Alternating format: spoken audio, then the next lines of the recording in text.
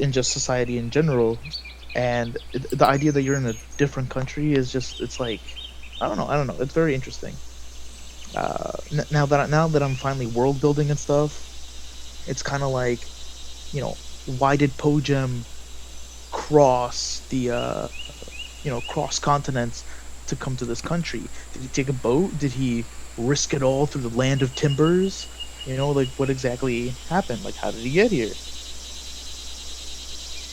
I mean, you could also say, hey, I had parents that lived in Israenia, so they gave birth to a high elf, and that's just me. But it's yeah, but that's like it's high elves are like a minority in the country that you're in currently. So it is all up to you.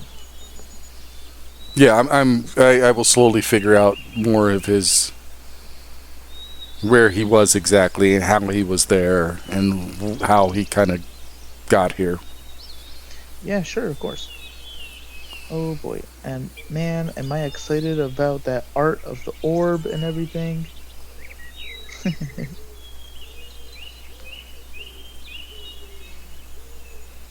All right.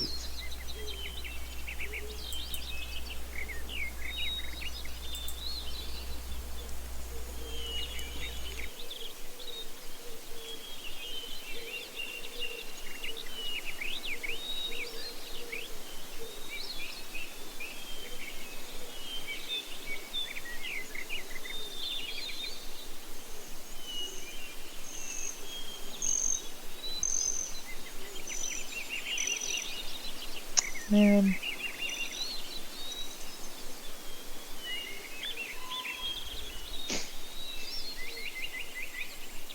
All right, so then I guess it's time for us to get started.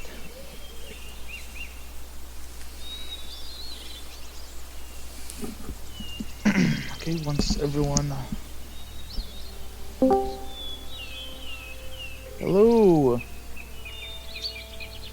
Welcome. Yo, what's up, Sam? Hello? Ah, there we go. My mic was turned Hello. off. All right, that's completely okay. It No, it's happens. not. That's not okay. We can just play a chat game. Yo, what's up, Hey, Tap? Tappy. Okay. All right. So I guess it's time for us to get started then. All right, let me just. Oh boy. Okay. Honestly, Sunday came a lot faster than I thought it would. Mm. Uh, just lost track of everything, but that's all right because we're still in the game. Okay. So let's get in it then. Okay. So last week we were last week you guys were wandering through the world of OMOS. You guys received a job concerning a shipment of contraband books and tomes that were going to be sent to a town called Fort Nightfall. Um, and your contractor offered that if you got all the books burned but saved one of them, he would pay you a hefty sum of, I believe it was 250 gold each,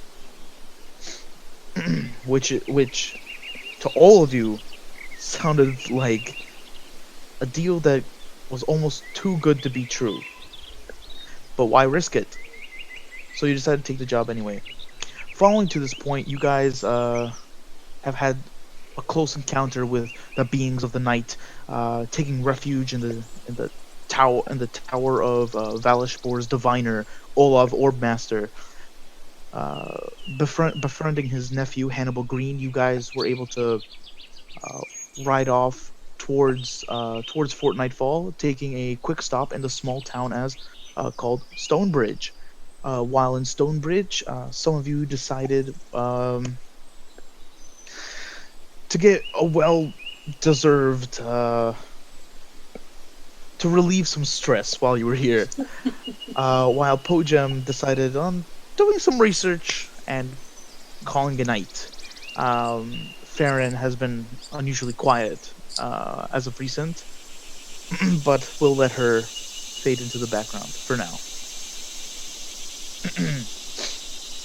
Alright. So, morning arrives. It's pretty early in the morning, probably like at dawn. After the sun rises, maybe 20 minutes after. Casimir, Alice has all but woken you up, stuffed your clothes into your hands, and has pushed you out the door on your way. Seeing as good as a night as it was. Alright, so what I said was that Alice, the bartender that you had gone home with, she had taken your clothes, put it in your hands, and had led you outside and, well, put you on your way. As well of a night as it may have been, it seems that she's not she's not one to keep guests around for too long. Well, I mean, I'll give you the benefit of doubt and say you're partially covered, unless you would prefer to be bare-ass naked in public.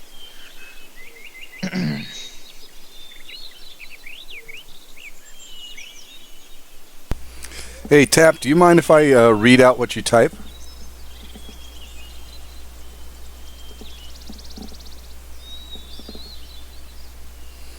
Go ahead.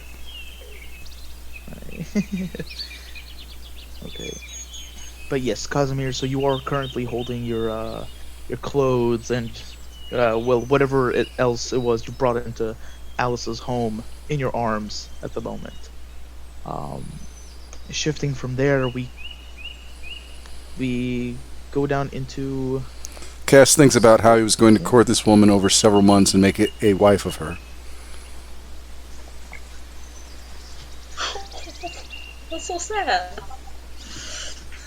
Oh, I guess He's it's sad. one of Casimir's first heartbreaks. But well, I guess life goes on from there. So I But, see sad Casimir walking in. That would depend if you'd be up this early, Mr. Po-jem. If it's around, if it's dawn, would you be up? Just sitting at the window? Yes. Yes, I would be up. Tinkering. Alright, okay. Well, okay, well, unfortunately from this angle, you don't exactly see Casimir, but once he comes walking towards the filthy rat, you do catch a glimpse of your human companion with a little bit of a rain cloud hanging over his head. But as the scene travels upstairs, Maza, you wake up much later than dawn, probably a couple hours after. You feel great. You feel great. The night before was one you haven't had in some time. Or unless you'd like to correct me otherwise, maybe this is just your average Tuesday. No, it's been some time. Kaz heads into the woods. And I'm just give a little appreciative nod. I know Kaz is fond of the woods and it's comfortable there. Okay. So, Probably not. Maza, as you do wake up and you roll over, unfortunately you do find the bed to be empty. I thought so. But even though it is empty, you do notice on the nightstand on the opposite end of the bed, there is what looks like a piece of paper with a vial of water resting on top of it. I grab it and read the note. Okay, as you open up the parchment and read it, it says, "I really needed last night. Thank you. Don't forget me. Sincerely, Priestess Kilo. Priestess Kilo. Yes. Priestess Kilo, it is signed. Very, very neatly as well. Her handwriting is like something out of an ink press. but yes, and yeah, on top of the note, there was that vial of water. It's like one of those, like almost I'd probably say about the size of those, like really small spring water bottles, about that size. Hmm. Can I sniff it and see if it's just water? Sure, make a perception check.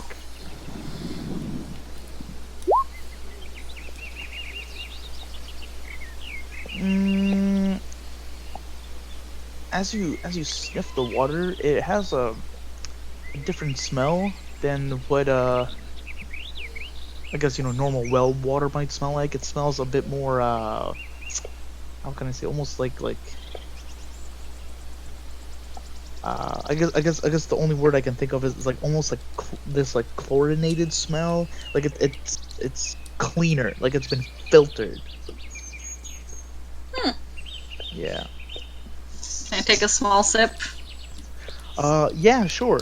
As you take a sip, it seems actually surprisingly saltier than what water should usually taste. Not like seawater, but just a little. Oh, I'm playing a game right now. I'm playing with D&D right now. Yeah. Salty, clean water. Yes, salty Cool. clean water. I'll put the cap on it, I guess, if there's something to stop it from flowing everywhere, and put it in my bag. Sure. Okay. All right. So morning has come to Stonebridge, the town just so discreetly named because of the large stone bridge that is built on the edge of town that leads across the river. Although the bridge has collapsed, unfortunately. All right. It has? Yes. It was harder to see the day before because the sun was setting and you had more urgent matters on your hands. But Po-jem, because you've been awake the longest, I'd say if you ever care to go outside take a look, even from the town square, you can actually see what looks like the edge of a bridge that's just beginning to curve over the river, but the entire center portion is gone, as if it fell apart into the river, and it's not there. Do I see debris of the bridge in the river? And how far below is the river? Well, you can see kind of sparsely between both ends of the river. You can see what looks like some large stones kind of just peeking out from the surface of the river. So the river isn't incredibly deep, but you probably give it about maybe like 5 to 10 feet deep, maybe. From end to end. Yeah. I will have to ask after that. Alright, yes. So all you guys are awake, and the town itself slowly begins to come to life. Well after the farmers have already gone to work. As the city does come to life, you hear the hour struck by a bell ringing. And you can only guess that's probably coming from the church that's within the town.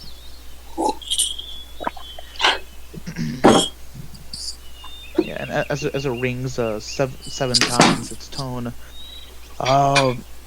some individuals start already coming into the filthy rats, probably like the town drunks. So what is it you guys want to do?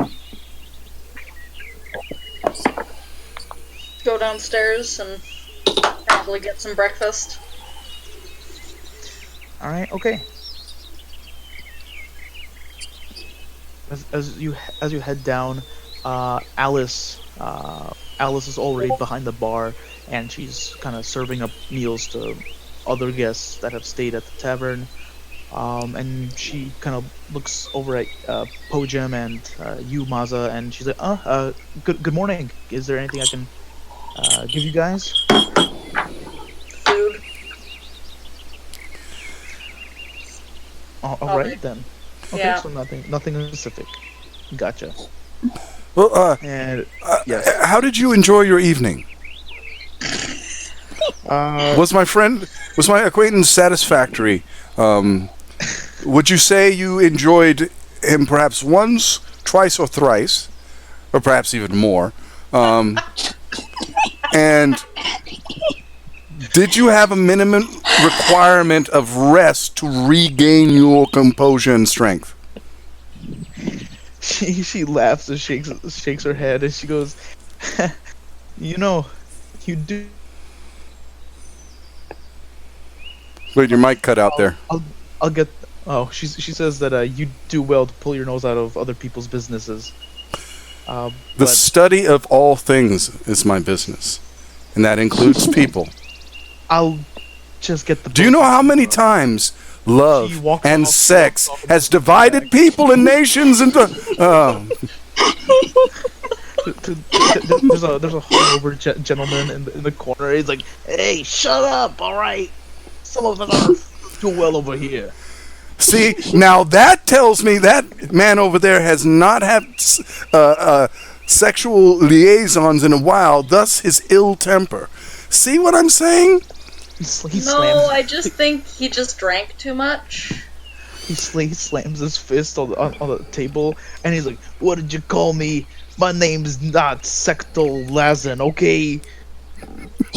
And like he gets miffed, and he just takes he just drinks the rest of his ale and throws a cup on the floor, and he just storms out of the building. Well, I meant no offense. I mean, As he swings the door open, Hannibal Green walks through the front door, and kind of waves to you guys as a hello. friend Hannibal, how fare thee?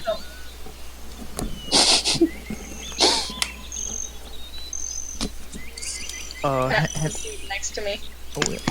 Yeah, Hannibal is going to accept that seat, sits down and goes, let's just say I probably won't be coming to Stonebridge for some time. As Alice comes in and kind of gives you guys this pot of like gruel, it's pretty much like a shit. I know what it's called in my mother tongue, but I told Juke? you know what? Fuck it, man. Porridge? I'll just do that. Yeah, yes, it's porridge. There you. A rice porridge? Or... But yeah, it is. It's a porridge, but it's got more of like a oat base to it Oatmeal. instead of rice. Yeah, and there's this like melted layer of butter on top of it, and it's piping hot right there. And as she comes through and kind of passes both you guys the bowl, Hannibal goes, yeah, one more for me too, please. And he's gonna slam down a couple of copper pieces there to pay for the meal. And he goes, all right, okay, so are we going to be leaving a little later, or when do you guys want to leave? I myself would at least like another hour or two, just because I've never been to Stonebridge, and we came in so late last night that we really had no time to explore. So, who knows? There might be some interesting shops, or... Alright, okay. So, I mean, what I recommend is, well, do whatever you gotta do. Do it quickly. I got the horses all ready, so whenever we need to leave, let's leave, but I don't want to stay in the town for too long. Me neither. We have heard your We don't have concerns. much time to begin with. Dear friend Hannibal, do you perhaps know why this town's bridge lies broken in the river? Alright. First of all, you can just call me Hannibal. But, Friend Hannibal. well, alright. So, well, I mean, from what I've heard, coming through the town a couple times, is apparently they built the bridge across. They built the bridge across the river, made it easier for travelers to come across, come to the town. So Stonebridge saw a bit more business at that time, but unfortunately, a pretty rough storm ended up rolling through. The river flooded a little bit. Lightning actually struck the bridge, but depending on who you ask, you'll get that the lightning struck the bridge once, lightning struck the bridge 20 times, but that's, stories. But yeah, either way, the bridge ended up collapsing into the river, and that's the end of it. I think I know where I will be going this morning. Okay. And then Alice comes over and she gives Hannibal some porridge, and she says, "Oh, you're planning on going over to the bridge, huh?" Yes. All right, but if you do, she says, if you do end up going to the bridge, just make sure not to dip into the water. All right. It's more or less well, okay. She kind of leans in and she says, you didn't hear it from, but it's something about the river and the bridge doesn't take too kindly to elves. No offense, but it's just a legend that goes around that any elf that does take a swim in the water within a certain distance of the actual bridge, they might end up sick. Is at least from what I've heard. Oh shit. So careful not to get wet there. Yeah. She kind of wipes her nose, and this other client comes to the table, to the bar. I mean, and she goes, "Excuse me for a moment." She's like, "Yeah, what can I get you?" And she kind of walks off.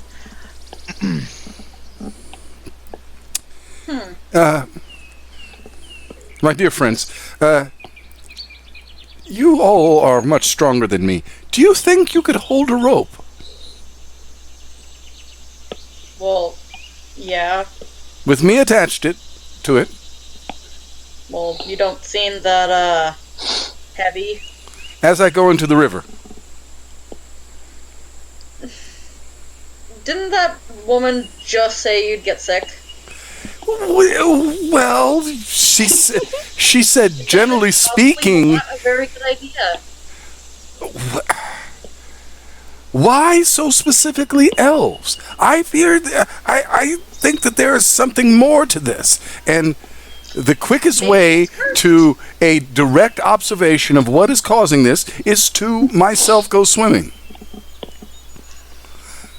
I'm not very good at swimming, so the rope will serve a dual purpose.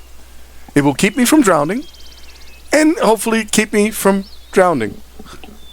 From attack. Well, my other objection here is that I don't think any of us, if you got sick, has the capabilities to bring you back to health. I mean, I guess we could visit, like, the church, I guess, but...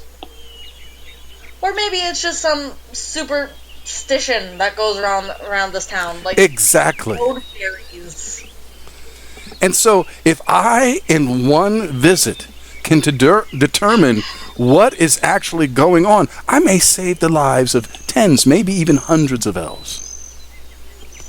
It's not that not. May die, but how about this? Someone just come with me to the river, and we will just look around. Fine.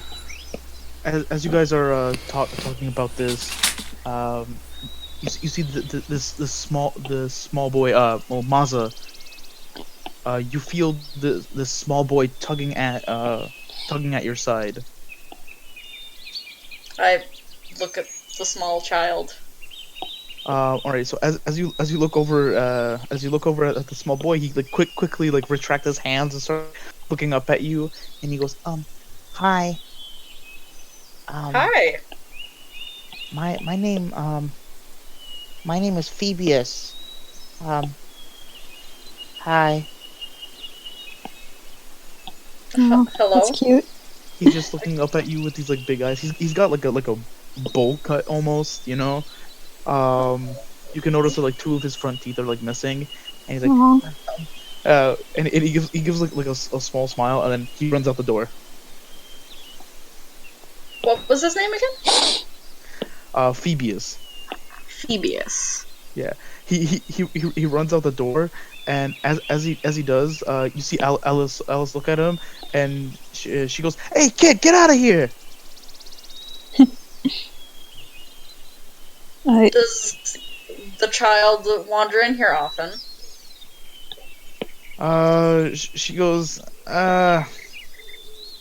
well, not as long as I'm keeping my eye on the door, but the kid's he's a punk. He's like the town pickpocket, but yeah. Can I pat my side to see if everything's still there? Oh yeah, sure. Make a investigation check.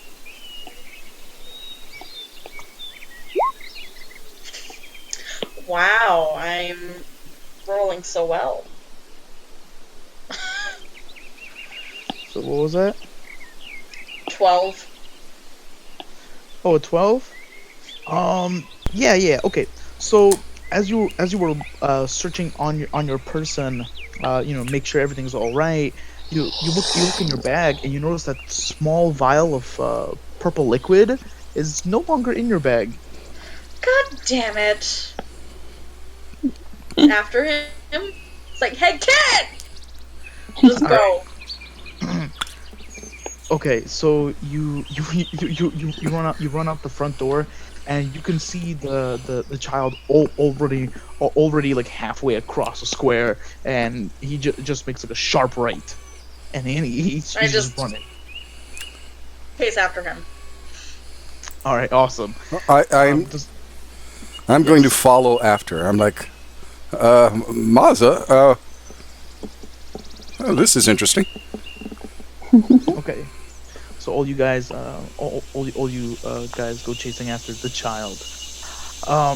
Okay, so from here, let's go on to Casimir. Casimir, what are you doing at the moment?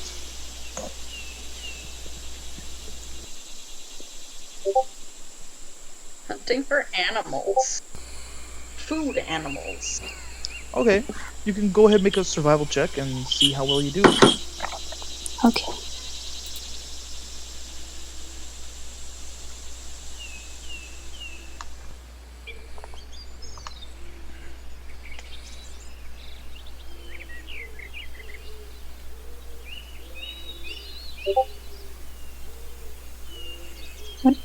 Oh, wait, we don't have a dice? What were we using last time? We were rolling dice in roll Oh, yeah, that's right. Okay, sorry. I'll get back. I always forget. It's okay. Like, no one else uses. You guys are like right here. Sorry, I have to get on there. No problem. Do I have to, like, click the link? Oh, wait, no. It's right there. Okay.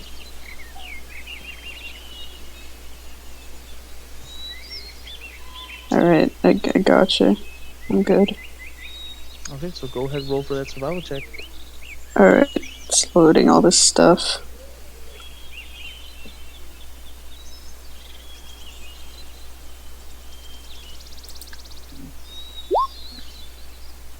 Did it do it? Yep. Yep. Yes. Okay. A basic 10. Yes. Okay. This is like terrible on an iPad. I can't see anything. So unfortunately, you're not able to hunt down any any baby deer like you did last time, but you were able to catch a rabbit.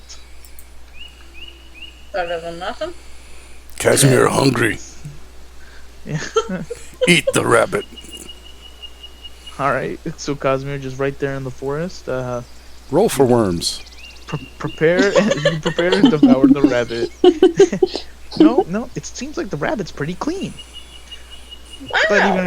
even if it did have worms, you probably dealt with that before. So you're gonna be okay. 2 days later, Casimir was dead. Don't prepare it, just eat it. Okay. All right. So. All right. Wait. Holy shit! You just eat the rabbit raw? Okay. Yes. Damn. You must be really hungry then. Okay. So Casimir, as you're chewing in the forest and dawn is breaking, the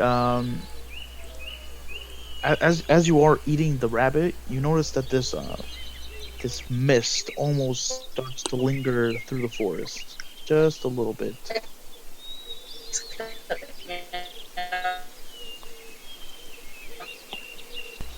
Your mic just All right. tripped out. I that was a real crazy. I heard none of that. Oh, for me? No, for Sam. It was. Yeah. Okay. Yeah. Robot. Sam, you okay there? All right. We'll wait till she comes back into existence. Might have to Filtering a little restart your Discord. All right, but yes. So Casimir, you do notice that this thick mist begins to slowly filter in, almost muddying up whatever sunlight's coming into the forest. Make a perception check real quick.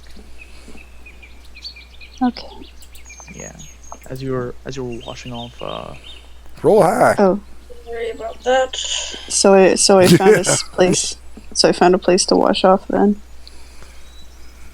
Natural 20. Hey, man, he washes off really good.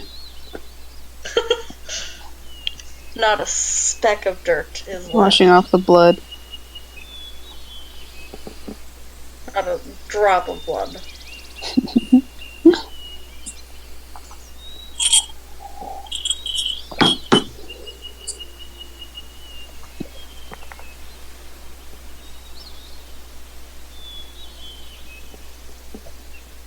Oh, I know what this is. Wait. This is exactly. I was talking this entire time, but I accidentally muted. No. Shit. Okay. All right.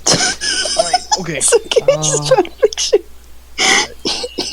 So, Casimir, as you were washing off yourself from whatever nastiness came off that rabbit.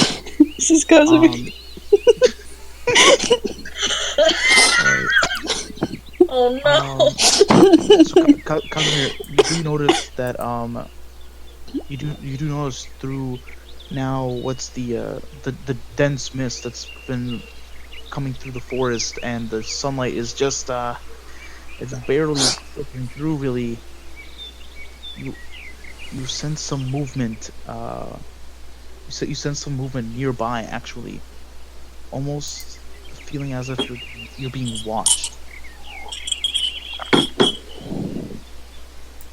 As you turn around to inspect the area that you feel like that was coming from, He's you on can actually alert. see a figure standing up, just behind some brush, just watching you. And That's not they creepy turn at all. they turn and they almost like fade into the mist.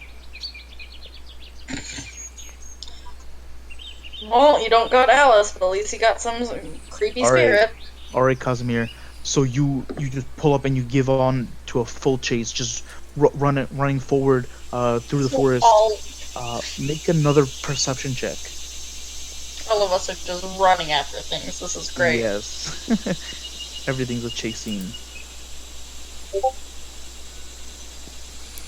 Alright, got Wait, it. what was I supposed to? What was I supposed to roll? It's a perception check. Perception. Okay.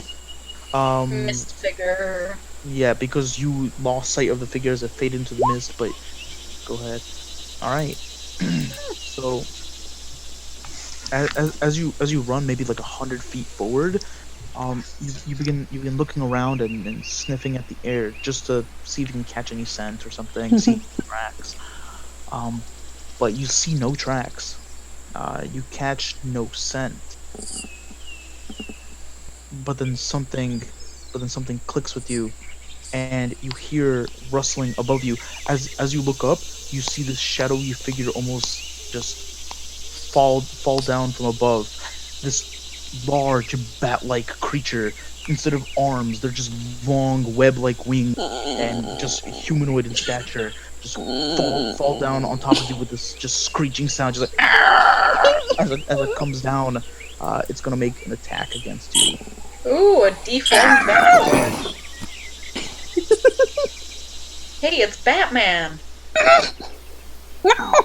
All right, holy crap, that was all right. So as it comes down to slice at you with its claws, it hits the ground and almost like twists its ankle, and it just gives out like a you're able to swiftly dodge that as it rolls a natural one, but then it goes out with its next claw attack, and you think it's foolish, but that puts you off guard, and it rolls a natural 20 and is able to swipe at you with its claw. Where does it swipe at me? I'm gonna say probably just across the face. So there's blood now, just kind of like pouring into your eyes a little bit. But you're going to take. Let me just roll these goddamn dice. All right, so you're going to take 14 points. Shit! Holy crap! Everything's fine. All right, How as you it doing? as it comes down at you, it just screeches with its mouth open. You can see these thin rows of just fangs in its mouth. Angry. All right, what do you want to do, Casimir? If Po-jem was there, he would suggest running! If I was there, I'd just fight. So. Cause it's terrified, but Listen attempts to to the defend angel on your himself shoulder or the by devil? biting the leg of the creature. Oh. All right, Casimir, you can go ahead and roll for an attack. Alright. Fight. I don't know how to roll for this. Oh, okay. So you can go into your Guess it would character be an sheet. unarmed strike. Well, yeah, but I only have my weapons. Yeah, but I believe we agreed that this bite attack would be equal to no, actually, yeah. No, yeah, so it would just count as an unarmed attack. So go for it. You just roll a d20, and then I'll say it's a d4 plus your strength. Alright, well then I have to add it. Give me a second. Sure. Sorry. A D4 for damage Mm-hmm. plus. Strength. Okay. Alright.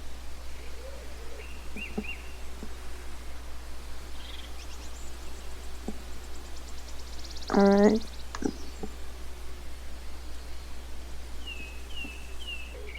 Okay. I think that'll work. Wait, what do you roll to hit? Did it do something? Wait, hold on. Yeah, you just have to click on it. What? All right, okay. Sorry, so this is rude. Oh, I forgot to name it. Okay. Alright, so that's gonna be a 6 to hit.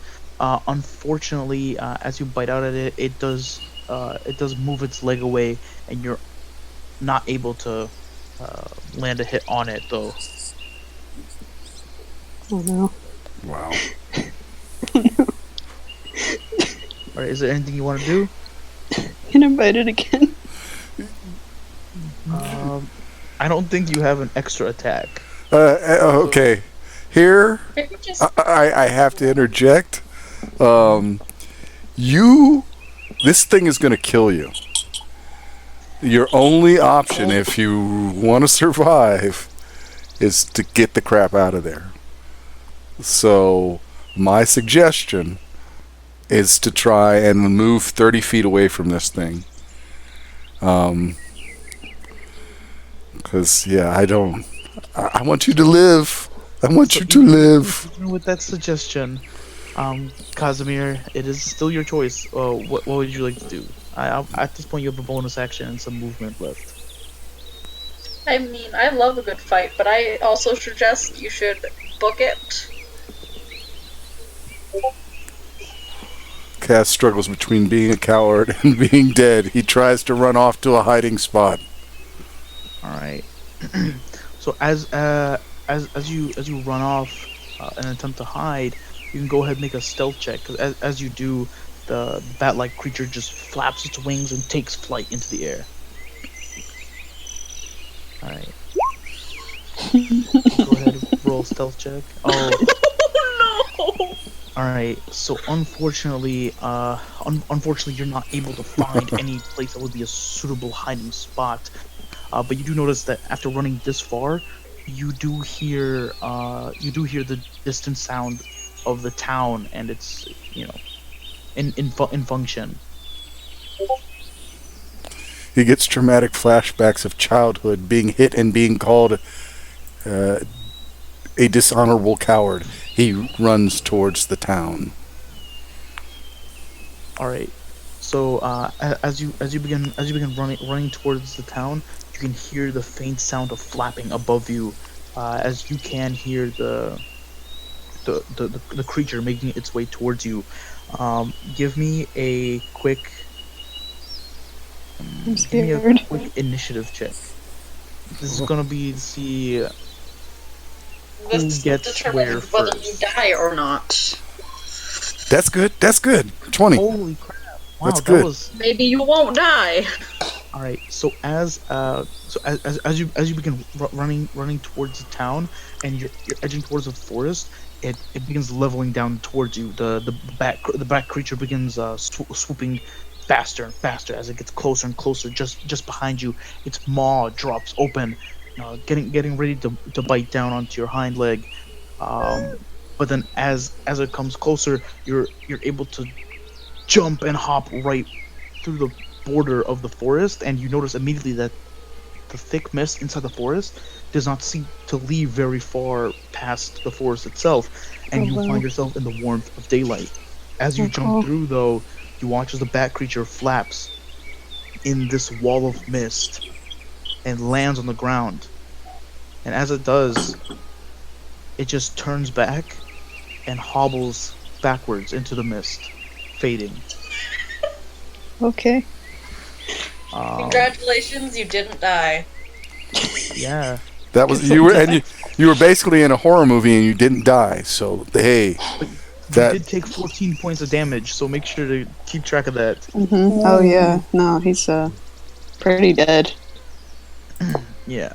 So Not dead yet. as that does happen, though, you hear what sounds like people approaching.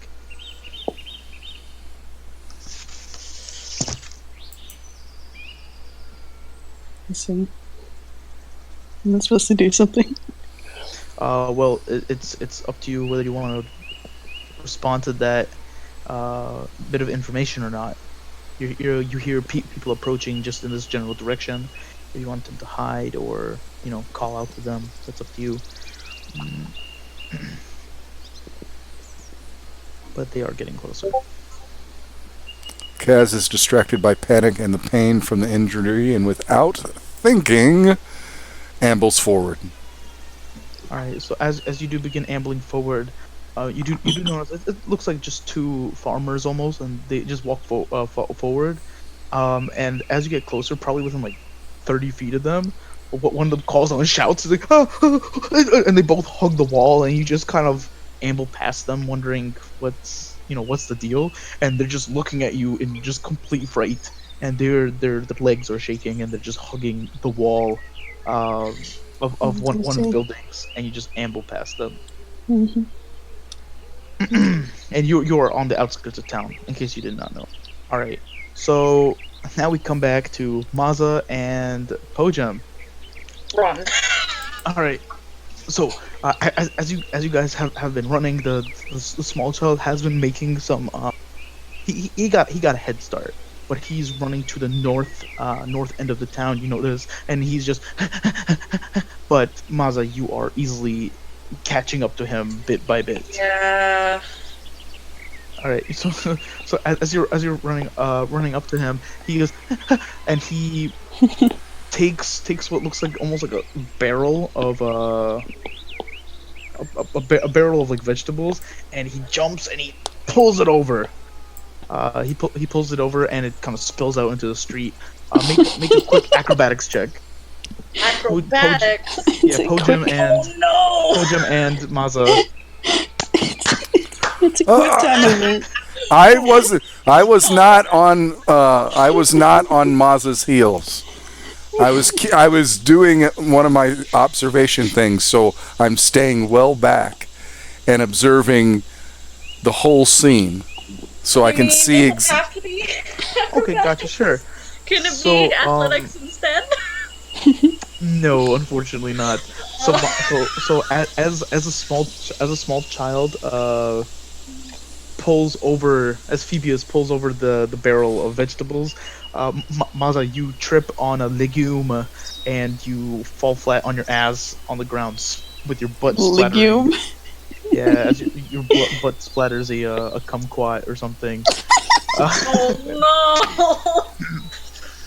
I just angrily yell, "Get back here, kid!" And can I go into a rage? I don't like being bested. Sure, you're more than welcome to.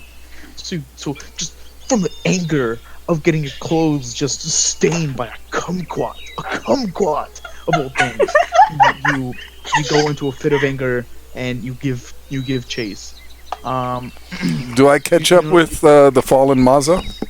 Yeah. Po-jem, you definitely notice this, and also you're probably easily able to just walk I know around what character I'm the gonna make. vegetables because you're not exactly Not running. the pyromancer. I just jog in place right by her as she's on the ground, and I'm just like, your quarry is getting away.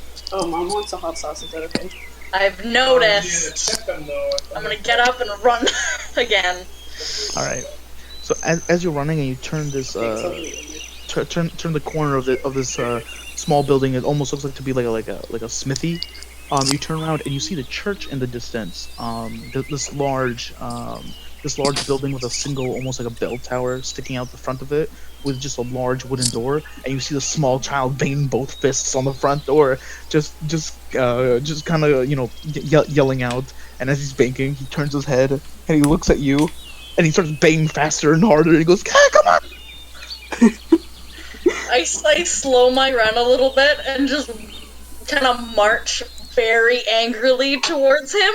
He starts yelling, "Sanctuary! Sanctuary!" Oh, that's mean. Don't be mean to the kid. As you begin approaching the child, you do clearly see the purple vial, the purple liquid vial in his hand. And then he just kind of hugs the door, and you see his chest just puffing in and out as he's like hyperventilating. He's looking both ways. And you have completely surrounded this child by this point. Can I pick him up by the back of his shirt and kind of look at him square in the eyes? Take the potion from him. Please don't hurt me. I don't hurt children. If you do that ever again to me or anyone else, I will not think twice and drop him. You drop him, and then he's just looking around. Po-jem, you walk up, and he looks at you, and he's just looking around, and then he starts crying. And I squat down, and I'm like, don't cry. Things could be far worse. See, in certain cultures and civilizations, it is a common practice for one's hands to be removed when one is caught stealing anything. So, since that is not happening, there's no need for tears. He starts crying louder. Wait, what? Chop off my head. No, I didn't say that. No. And you notice that some people have like stopped walking and they're looking at this demonstration, and this child is like crying and just pointing at Po-jem. He's like, he's gonna chop off my hands. Well, no. I am sure you had good reason to steal from my friend. And at this point, you hear the front door of the church swing open. The heavy wooden door just as it swings open, you see a half-elven woman with a slightly darker complexion.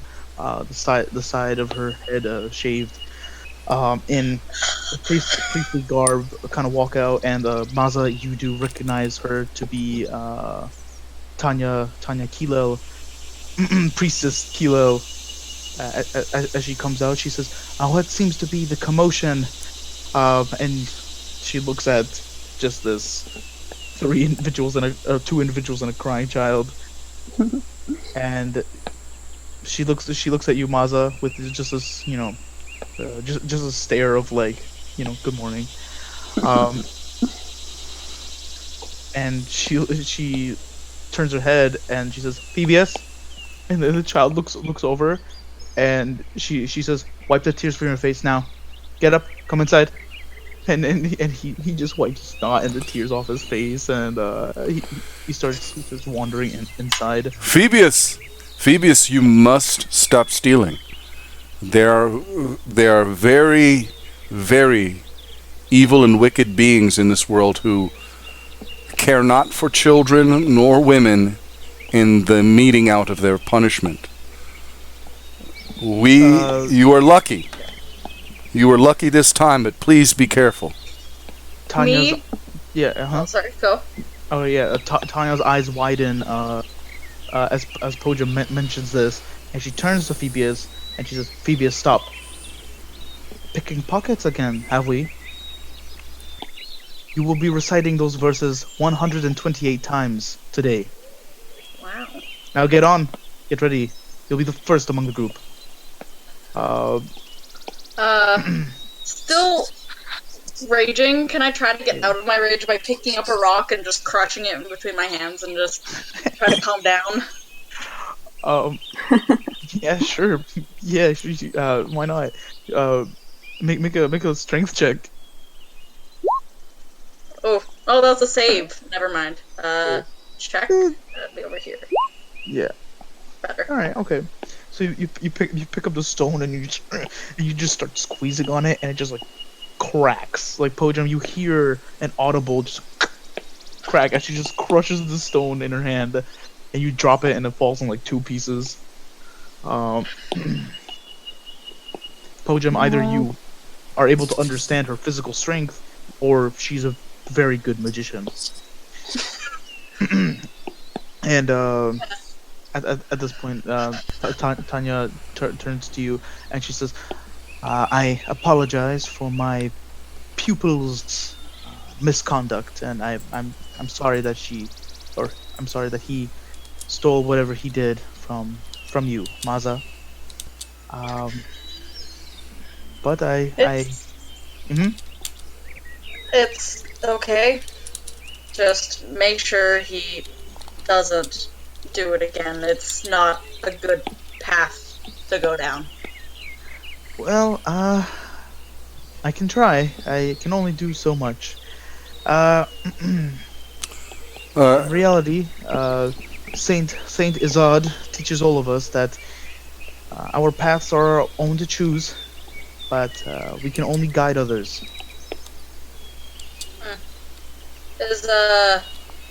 Do you run an orphanage? She looks up and she's, no, this is a church. This is a church of Saint Izard Turan. Yeah. So I'd say you guys are pretty familiar with the name. Hold on, I'll type it into the chat. Saint Izard Turan. Turan. Yeah. So Saint Izard Turan is one of the what they call the the deified, like common people call him. It's he was one of the great heroes during the war, and he's known as the Shield of Isrania. He's kind of Cool. like a protective saint of the country. Mhm. Yeah. Yeah. So he's well, I also coincidentally he is also the saint or representative of things like of orphans, the downtrodden, the poor, the needy, that type of thing. Is a very like protective entity. That's Mm. cool. Yeah. So where's the boy's family? She says well, the boy is no orphan if that is what you were asking, but well his parents do not live in Stonebridge, unfortunately. They are somewhat of traveling merchants. Mm. Yes, so they do make their rounds up and down the river, and they do come by Stonebridge ever so often. But the boy is then left alone after that. Must be hard on him.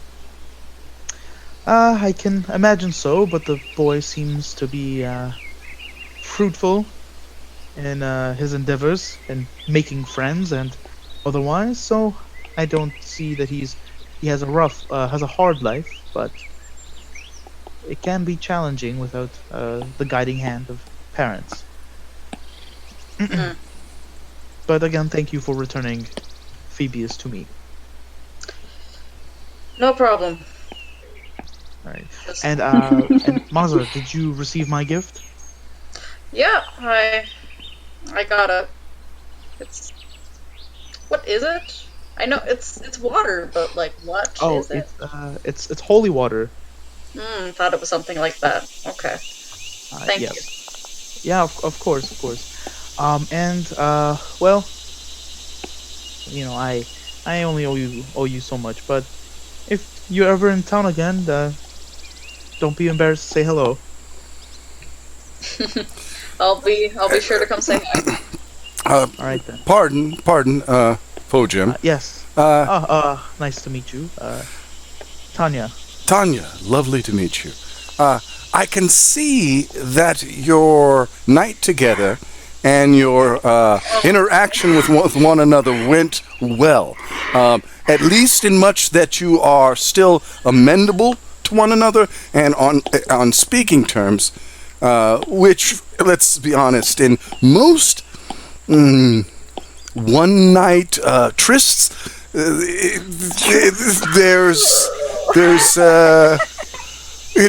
there's often regret, disgust even, and it's obvious that this is not the case with you too. So was there any special quality you found in the love-making process with one another? What would you say are the finer qualities? Was it technique? Was it a passion? Just this. Isn't there like a crowd around you guys? She just Mother's the crowd is face scared. just entirely blushes. Just dispersed. So Whoa. Tanya's face is just like deadpan. Like, are you serious? Like, is this really going on right now? Actually, I'm quite serious. Just completely flushed, which is really odd because Mazza's skin is blue, so it's like just purple. Aw. Like, Wouldn't you say that the greatest problem with most societies revolve around people not having the quality of love that they need? can I just slap my hand over his mouth? And just take your hand, please. sure. It's socially awkward. Now, listen. We are never going to advance our peoples if we do not discover and start talking about those things we're afraid to talk about. She reaches under her shirt and she pulls this amulet off of her neck, and she goes over to you, Maza, and she kind of just hands it to you, and she Like says, Skyrim? no. But she says, "May the shield protect you on your journeys." And she turns to you, Po-jem, and she says, "I will pray for you." And with that, she says, "Now, you have a nice day." And she closes the front door to the church. And people say the elves are prudish. Okay, Okay. first of all, you can't just go around asking those things. I know you think it's for your science or whatever, but people tend to be secretive about that. And now, But see, that's what I'm trying to you'll never address. get laid again. But see, that's what I'm trying to address with my abrupt and forward nature. It's to bring to light things that are truly important to What? societies that are hidden, that shouldn't be hidden, that are treated as, oh, that's uncomfortable, oh, that's taboo, oh, that's... let us be open, let us be free, then we can deal with the true problems of the world, rather than getting caught up every time we feel a little need. But I understand. A river to get to, or... Yes, but was I not polite? I was very polite. Yeah, you definitely were polite. Yeah. Okay, I gotta get my stuff together. You understand? All right, yeah. Yeah. And so yes, will you accompany me to this this bridge of doom for my kind? Well, it's better than this conversation. I'm just gonna put on the amulet. Let's go. All right. As you pull it on, just letting you know, the amulet itself, the image is of a it's basically of a simple shield, it's like a kite shield with the image of a two-headed griffin on it. Ooh. Yeah. Fancy. All right, and you guys move on. Kazumir, where are you right now? She had to go to her other house. Oh, sure, gotcha. All right, so we're putting her on pause then. Okay then. So you guys rush over to the riverside of Stonebridge. As you do, you get there, and it's quite near the docks, actually, or a little ways off the docks, I mean. And you can see just like some small fishing boats latched onto the docks, one fishing boat out in a much calmer portion of the river. They're out fishing. But yeah, you guys get to the base of what was once the beginning of the bridge. And it actually, the bridge itself actually starts from a little ways off the shore, and the stone extends for about maybe like 10 or 12 feet, and then it's crumbled off. So is it possible to like walk down to the under base of this side to like look at the foundation of the without getting too close to the water? Yeah, I'd say so. It would be like a couple feet of space. But yeah, it is possible. All right, I would like to go into full Po-jem mode and do a history and investigation check, an arcana check. Just what are you looking for? Looking at how the bridge was made, can I base looking at how the bridge was made, can I tell who made it, when it was made, what era,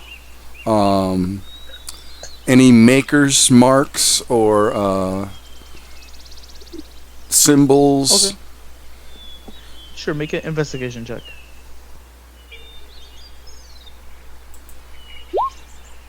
19.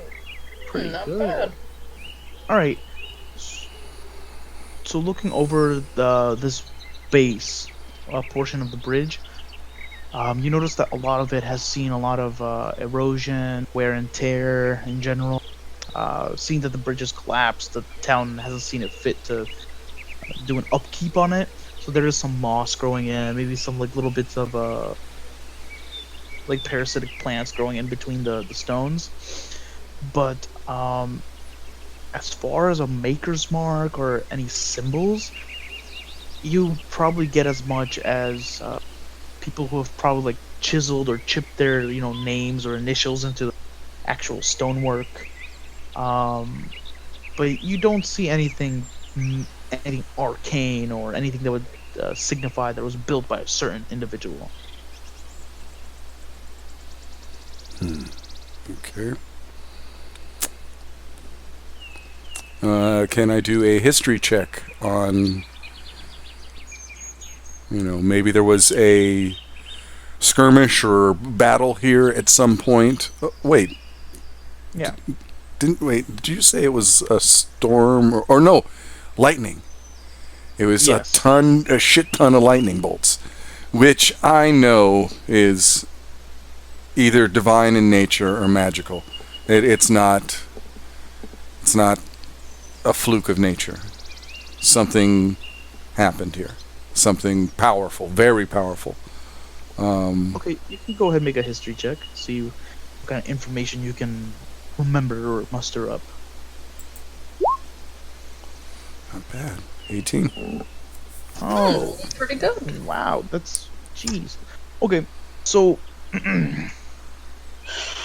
so trying to collect your thoughts, trying to organize your memory, just to see what you can pull through there. You do. I'd say you do remember reading about a bridge from probably around from this area, not essentially relating to the town of Stonebridge, but you remember reading a story somewhere about a bridge created from cobblestone and boulders that reached all the way across a river, and you remember hearing a story about it was during the war. It was during the midst of the war, so that would have been long before Stonebridge was actually created. But there was a fight here between well, some people call it like a myth, it's just a local legend, like some people might say an old wives' tale, although that's not. Anyway, but it would have been a troop of soldiers from the nation of Israenia would use this bridge to cross over to get to this main road, but in doing so, they failed to perform a ritual, an offering to the apparent spirits that reside within the river, and this would have incurred their wrath. But the collapse of the bridge happened long after that fact. So, on your history check, I'd say that's about as much as you can get. So whether it be a fluke of nature or, what something of the fault of whatever spirits or creature lives inside the river, the interpretation is up to you.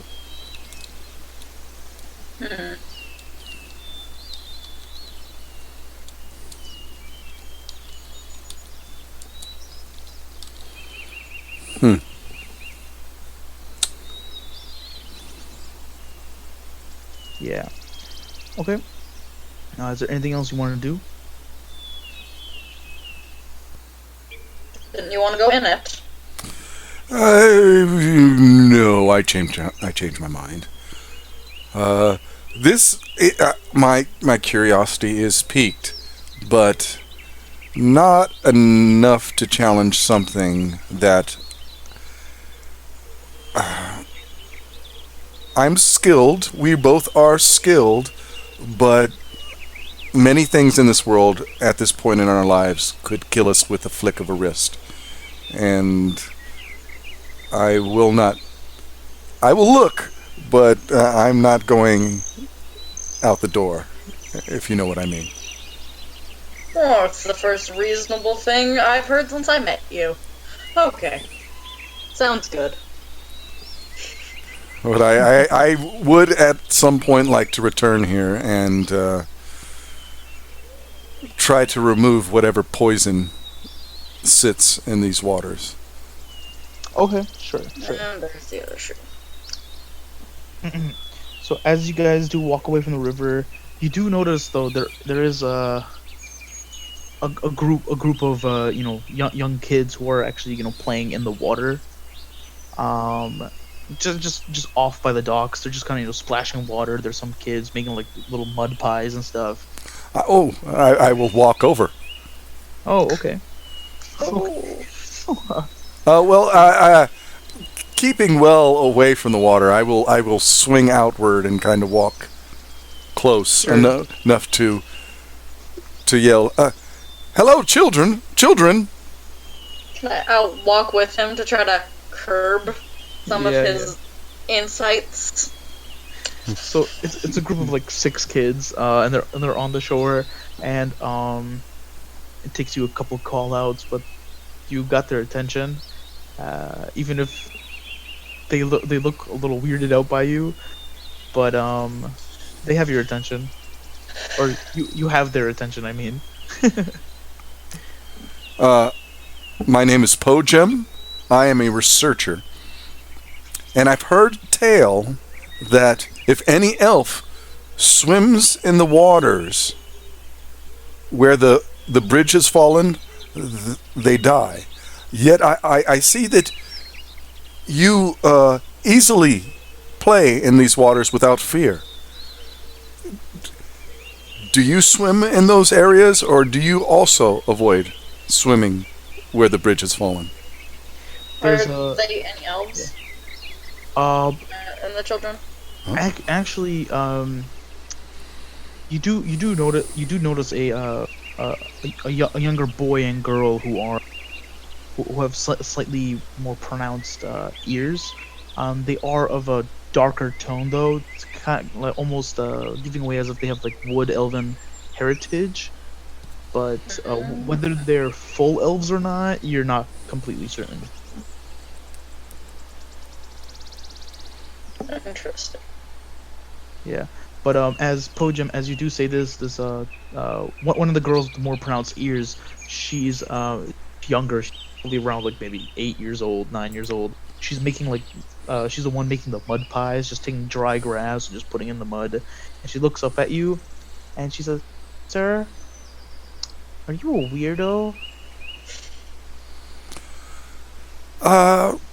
Some would perhaps. Definitely amongst my people, I was considered different. I wonder why. Differences make the world interesting. One of the older kids was like a human, around like 12 years old. He looks over at you, and he says like, why come all the way over here just to ask us this question? Wouldn't you just rather hop in the water? Well, from what I hear, an elf like myself would risk death by swimming in those waters.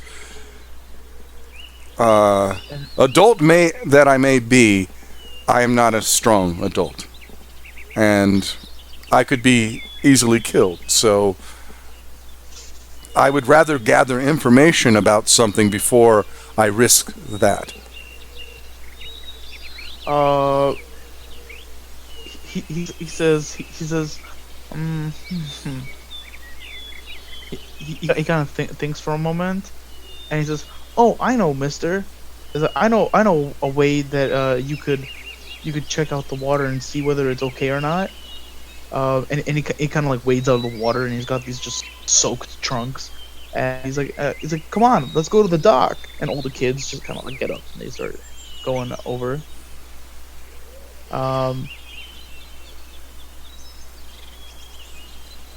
Wait, So are you gonna follow them? would I have to get in the water? Who knows? One of the kids says, like, no, we're gonna be on the dock. We're gonna just be sitting there, and you can look at the water. Better than nothing. Let's go. Can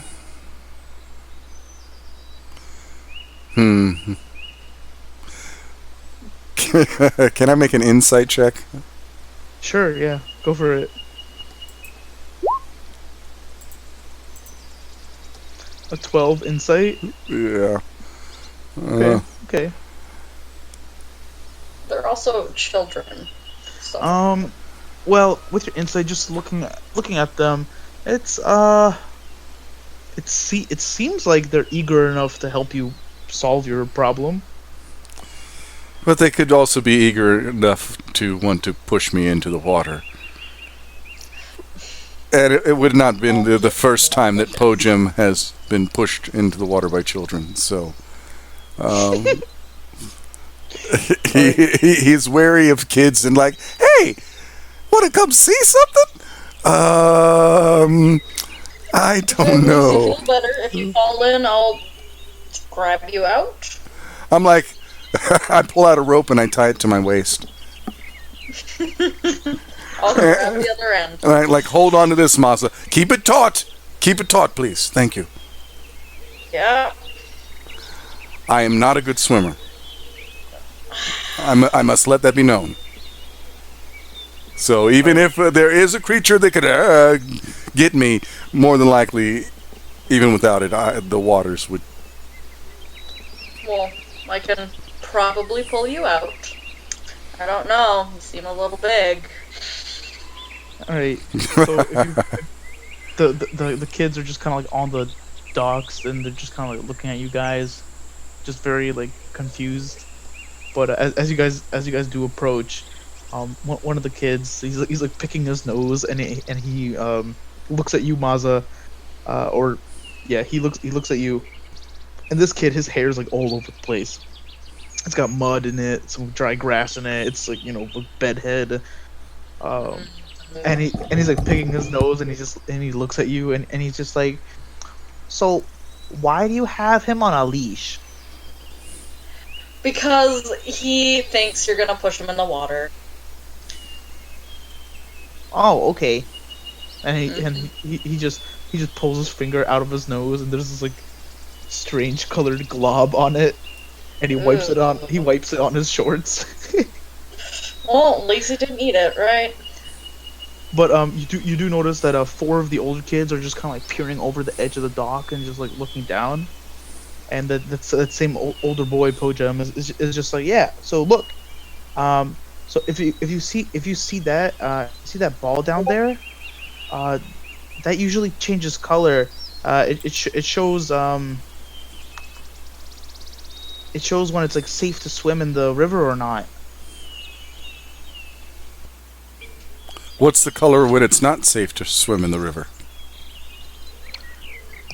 I don't know. Usually you can't see it. But we can see it right now. Yeah, I can see it right now. You just said usually you can't see it. Oh yeah, when you're not supposed to swim in the water. You can't see it. Yeah, when you're not supposed to swim in the water, you can't see it. Is it cloudy, or is it just gone? I mean, do you want to take a look? No, I'm fine right here. I'll take a look for him. All right. Okay. I will back up. All right. So Maza, you can go ahead and make a perception check.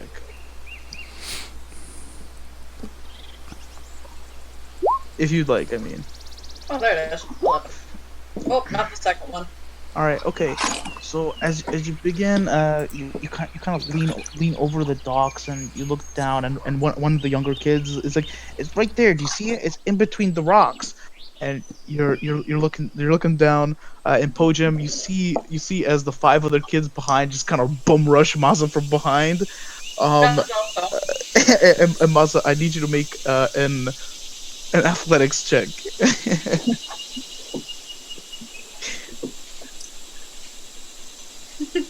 21. 21. All right, let's see how this works.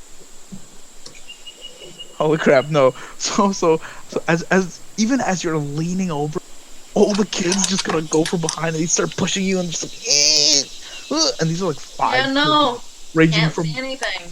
yeah, they're just trying to push. And the older kid, he goes, man, he's like, come on guys, let's get out of here. This is no fun.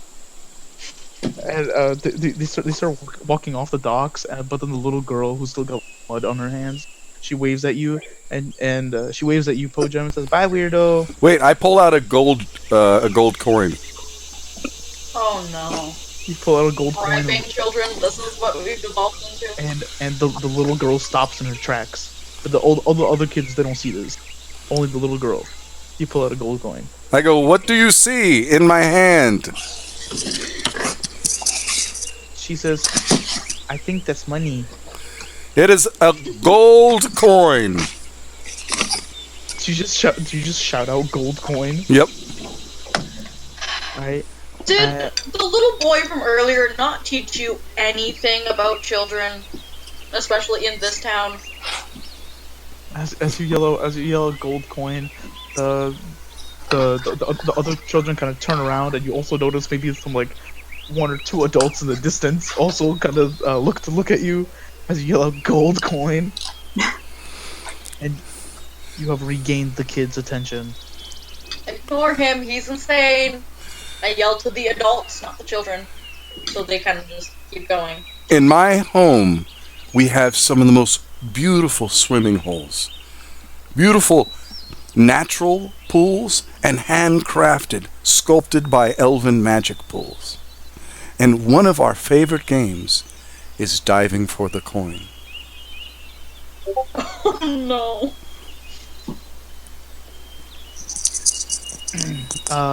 And they kind of look up, and one of the older girls, she kind of puts her hands on her hips, and she goes, are you kidding me? Are you trying to prank us? And like, I just How nod beside him so he doesn't see. how far away is the base of the stone bridge, the fallen stone bridge in the river? From where you are? Yep. Probably like 45 feet. I will go. I go, well, whoever finds the coin keeps the coin. And I turn and I try to chuck it right to the fallen debris. I'm listening now. Make a persuasion check with advantage. Just kids and money. Thanks for bringing over the gardening stuff and my leftovers. Okay, on a 15, all the kids simultaneously just like Wait, did you look or- at each other once, Oh, that might be and they just run. They just run for the gold coin. okay. All right, so they just run after the gold coin and go to the water, and you see all the kids just start like splashing through the water as they're searching for it. You see some of the kids kind of pull back the other kids, just like, no, I'm gonna get it, no, I'm gonna get it, and they're just tripping each other through the mud. And then that smallest girl who called you a weirdo, she trips and she kind of like scrapes her knee a little bit. Can I do? Ow. And I was going to add, can I sleight of hand so it looks like I threw the gold coin, but I didn't? Oh no. Sure. Oh crap. Okay, no, they don't. I show Mazda the gold coin. I go, that's what they get for trying to push people into the water. You're awful. Those Okay, but that was pretty good. Yeah. Let's get out of here. Alright. Oh, they're gonna be so disappointed. Well, perhaps there is gold down there. Or perhaps they get hurt. Well, that would be awful. There is a fallen bridge, so who knows what things could be under there? Sharp rocks. Oh, you're Well, okay. You Okay, seem content. you're. You seem content running through the water looking for a non-existent gold coin. I yell back at the kids. Uh-huh. Children! And I hold up the gold coin. Is this what you're looking for? One of the kids looks up and they're like, "Hey, he's got the gold coin!" And all the other kids start looking at you. And I put it on. I leave it right on the dock, and I go, Uh-huh. "There it is. First one who comes and gets it, gets it." And I walk off. All right. Okay. So I'm not saying that pretending to throw the gold coin in the first place was good, but that was really stupid. They're probably going to be angry, so we should probably just go. Yeah, that's why. Let's go. Okay. We should hurry. okay. Yeah. So those kids rush to the gold coin, and you guys make your way off. As you do towards the center of town, in front of the filthy rat, you guys do see Hannibal Green on the horse and cart, and he's just kind of waiting there. Hey, ready to go? He goes, "Hey, it took you guys long enough. It's been a little over an hour." Well, I almost got pushed in the river by children. Then, okay, the events of the past hour have been a little child stealing something from me falling in a kumquat to try to get that back, me seeing my lover from last night, and then Po-jem over here, I pat his shoulder, embarrassing me quite a bit, asking about our sexual relations. Okay, all right. So, you're kind of embarrassing me now. I did not need what you did last night and everything, your sexual conquest. Oh yeah. Almost got pushed in the river by children. He tricked the children Okay, then by alright, just get in the cart. a whole coin. Yeah, Just get in the cart. quite the day. Just gonna get in. Farron is sitting in the car, and she says, "Good morning." Good morning. All right. And he goes, Oh, how did you sleep? Any more nightmares? She quietly shakes her head, and she says, "No nightmares." Good. Hannibal, could you give us just a few more minutes? I have to show my associate something. It's important. I mean, Just it's like 10 minutes tops, I promise. And we'll be on the road. all right, fine. Okay, we're waiting for your friend Kaz anyway. Hurry up, okay? Maza, may I speak with you? Come. I must show you something. And Sure. walk out of earshot and sight of Hannibal. And I need to see if anybody is around us at the moment. I'll say no. It's a rather small town, so you're easily able to find a point, like probably in between two buildings where no one's really around. What's up?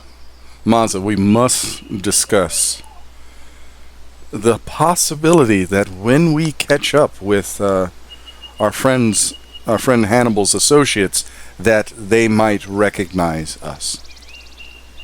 He was drunk and confused enough to not remember anything, but Knock him out again.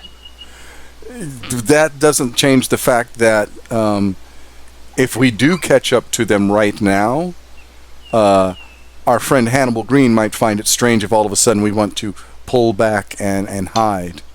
Um, Mm. so I mean, I know he's helped us and all, but do we really need to keep him around after that? Because we only really kept him around because he knew the trade route and had access. but there's one, his connections, just in his sourcing of jobs, but also his uncle, who may or may not be on our side in terms of our goals. I thought perhaps we could guilt by association, that he might as well, we let him know he might as well become a page because he's been running around with pages. Okay, well, that's a little extreme. How Yeah, about once we're a good distance away from the town, we sit him down, tell him what we're really about, what's really happening, and if he wants to kill us, we kill him. Or if he wants to, no, we can't let him flee because he knows us. Yeah, we either give him a choice to either keep quiet about it or death. Maybe. Not the best choice, but it's the only one we have. well, he's been so helpful. I think we could find another option than threat of death. There is money It's to been be. helpful There, because there is money in working as one of the pages. So he might be bribed into steady, though illicit work. it's not the best money. And he's probably being paid way more by the government to burn the books, let alone protect them.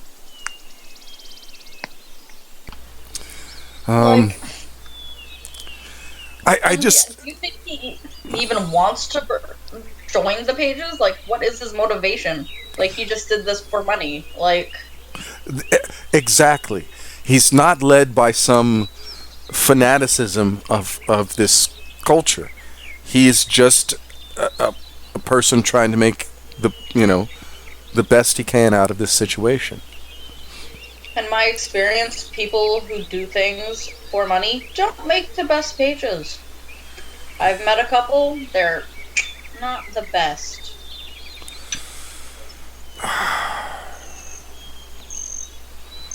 I just would Like- hope that there would be some other way than threat of death. Well, we don't have to directly threaten death on him, or maybe he can just if he keeps quiet about it, he can leave. Like whatever, or like I don't have much money on me at the time, so we can't really bribe him to keep him quiet. But Well, look, I think guilt by association can work. Because he has been seen with us by enough people that if we get caught for something, he would at least be held for some period of time till he was cleared of not being connected with us. I guess, and we haven't really shared many details about ourselves, like enough that he would know where we are too. If that doesn't work, first we have to kill him. I just want to make sure that you're okay with that. Like, we can try your way, but if worse comes to worse. Well, I will not partake in any action or harm Okay. towards him. Don't fall. Good for plants. What? What? What? Whoa. Whoa, hello? Whoa. Hi, it's me. What? What? What? Sorry, my brother came in and yelled at me, and Anyway, what? What's going on? I mean, I've been listening this whole time. So I'll say that's a perfect transition for this point, where you guys will see Casimir shambling across the square towards the filthy rat. Just some distance away from you guys. I don't think Casimir has noticed you guys yet, but you guys do notice that Casimir is covered in blood.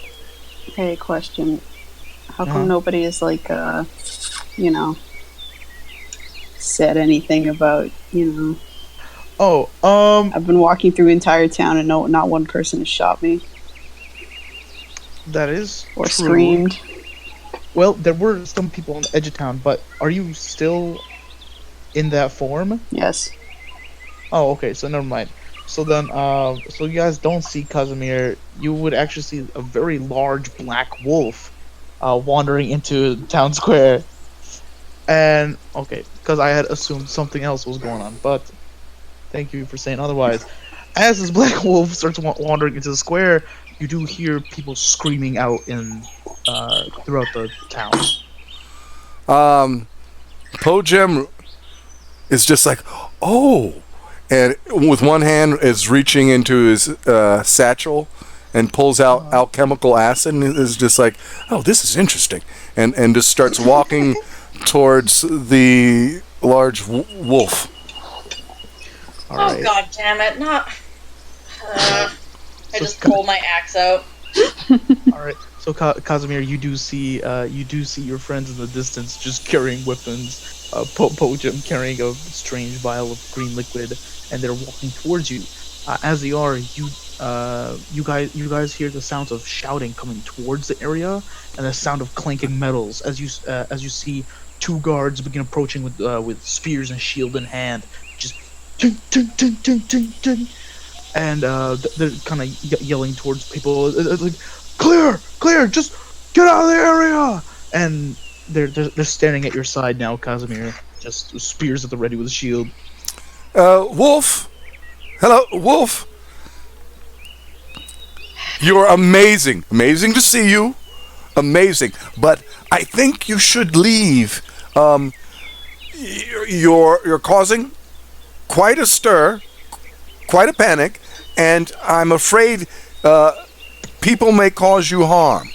So, perhaps you should return from whence you came. Thank you. One of the guards kind of yells out at you, Po-jem, and you as well, Maza. Just get back. We're going to take care of the beast. We'll lock it up. We'll take it to wherever it needs to go. And they start beginning to prod at you with their spears, Casimir. Oh, don't prod at me. Can I just grab one of the tips of one of their spears and kind of just crack it? It's like, don't touch me. Alright, so one of the spears just kind of comes poking towards you. As it does miss, and you are able to catch it in your mouth. Though cracking it would be some adventure. You can go ahead and make a intimidation check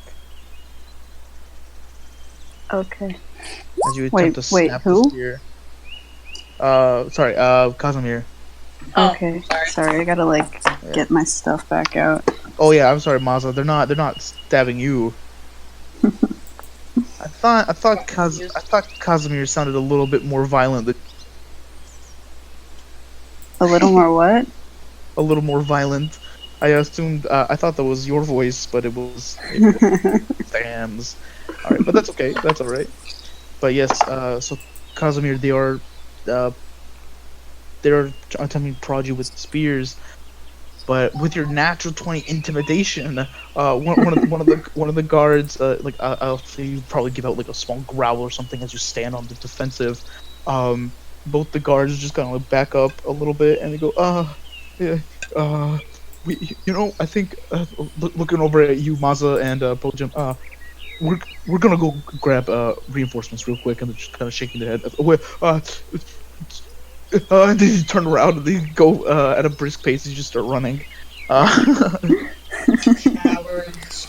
Does Po-jem have to make a charisma save for such For intimidation? No, the intimidation was not directed towards you, but Po-jem, you can react in whatever way you see fit.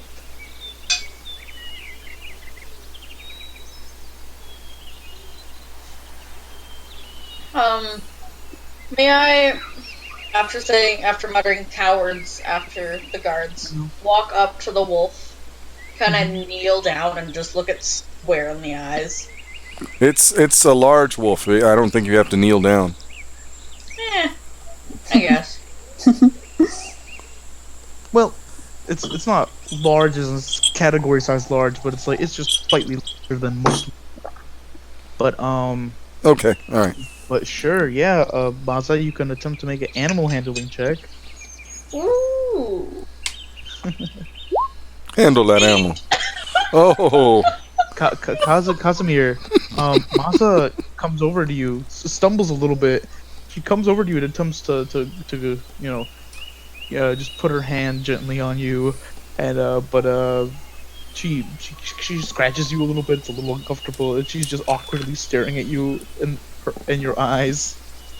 She pets you like a 2-year-old toddler. It's like So you're feeling quite lightheaded, and this is just not something you can deal with at the moment.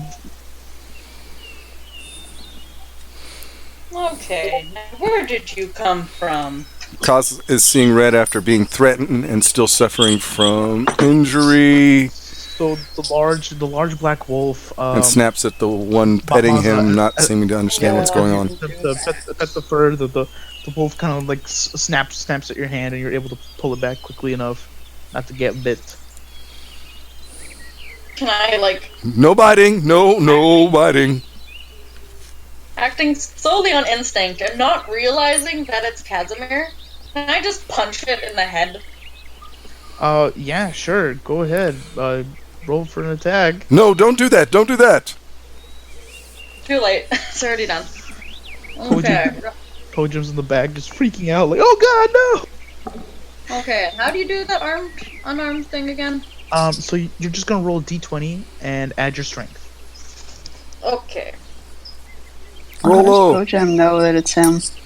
Well, no. I don't. No, you're just a big wolf. Would you really punch a wolf as your first instinct? You wouldn't punch a wolf. Yes. Yeah. So I assume Po-jem is speaking out of a sense of survival. Just don't do that. All right. So what was the number? I'm just trying to remember how to do it. All right. So you're gonna roll like this.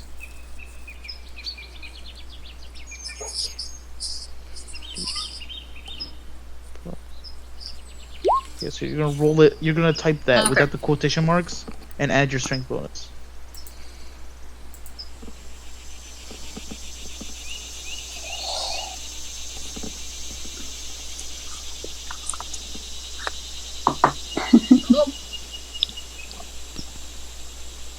Okay, so roll 20. Oh, Nope. / before roll. yeah. You got it. You got it.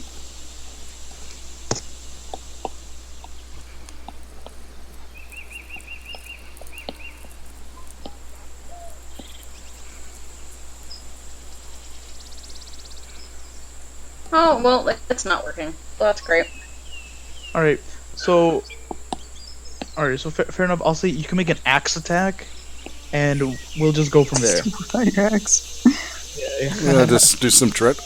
Oh, there it goes. All right. Okay. Fair enough. My strength modifier is 4, so that'd be...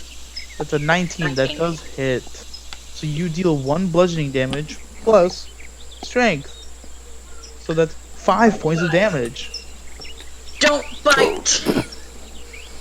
Oh. So I believe so Maza, as you just clobber this wolf across the head, the wolf falls down to the ground. Oh no.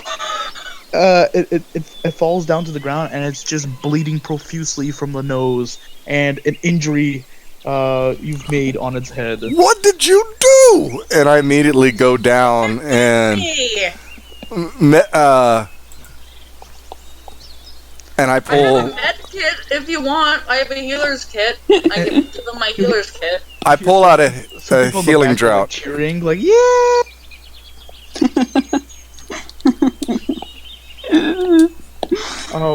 But then as soon as you pull out like a healer's kit, they're like, what? Alright. I push the green globe back into my satchel, and I pull out this light blue vial. A vial with a light blue liquid in it, and I open it and I pour it into the wolf's mouth. Okay. Is this a healing potion? This is the healing drought. Oh, gotcha, sure, right, from the alchemist. And you heal it 4 hit points? Yep. Alright. So magically, you see as the wound upon the head is like kind of sealed, the cut seals, and Casimir, you slowly flutter to consciousness, breathing at a steady rate, a lot calmer, just tired and sore. Mhm. But you're at 4 hit points. Can I do a medicine check? Yeah, sure. No, I can't. I can't do. It is most definitely a wolf who you have just fed a healing drought to. I think it's wounded. It has a big scratch on its face. Really?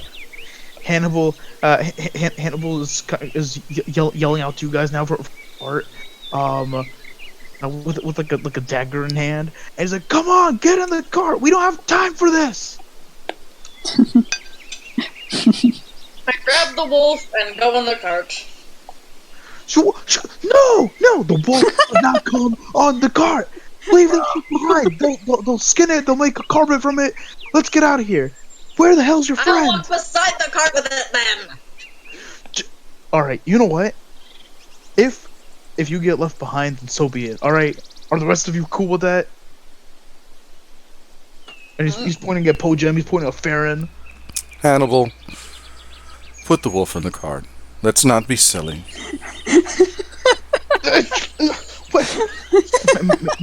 Make a persuasion check. Make a not be persuasion silly. check with disadvantage. Wow. For disadvantage, that's a pretty good roll. Yep. So he's just like, but Don't now. Hey, good rewards come to those who do good things. What would the road fairies think? And I'm willing to bet road fairies love wolves. he looks over at you and he flips you off, and he's like, toss the monster in the back. If it moves, I'm gonna kill it. Get in right now. And none of this walking by the cart anymore, alright? You're only slowing us down. Now let's go. I get in with the cart. I get in with Casimir. As you toss the wolf into the cart visibly like bounces from the massive weight. And the horses seemed a little riled, but he whips them up and they start clopping away.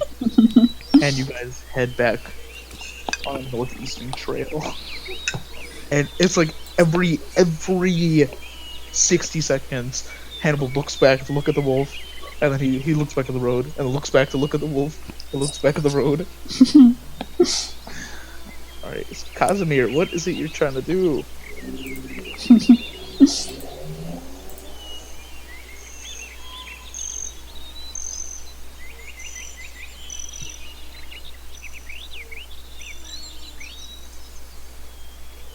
Maza, what was your reasoning for taking the wolf with you? I kind of felt bad that I clobbered it, so I was just like, just make. I'm out of panic and just sheer overwhelmedness. I'm just like, I'm just gonna bring it. Alright, sure. Just overwhelmed. Okay. Kaz is barely conscious and wants to sleep for a bit before trying anything. He at least he is at least comforted by knowing he's with allies.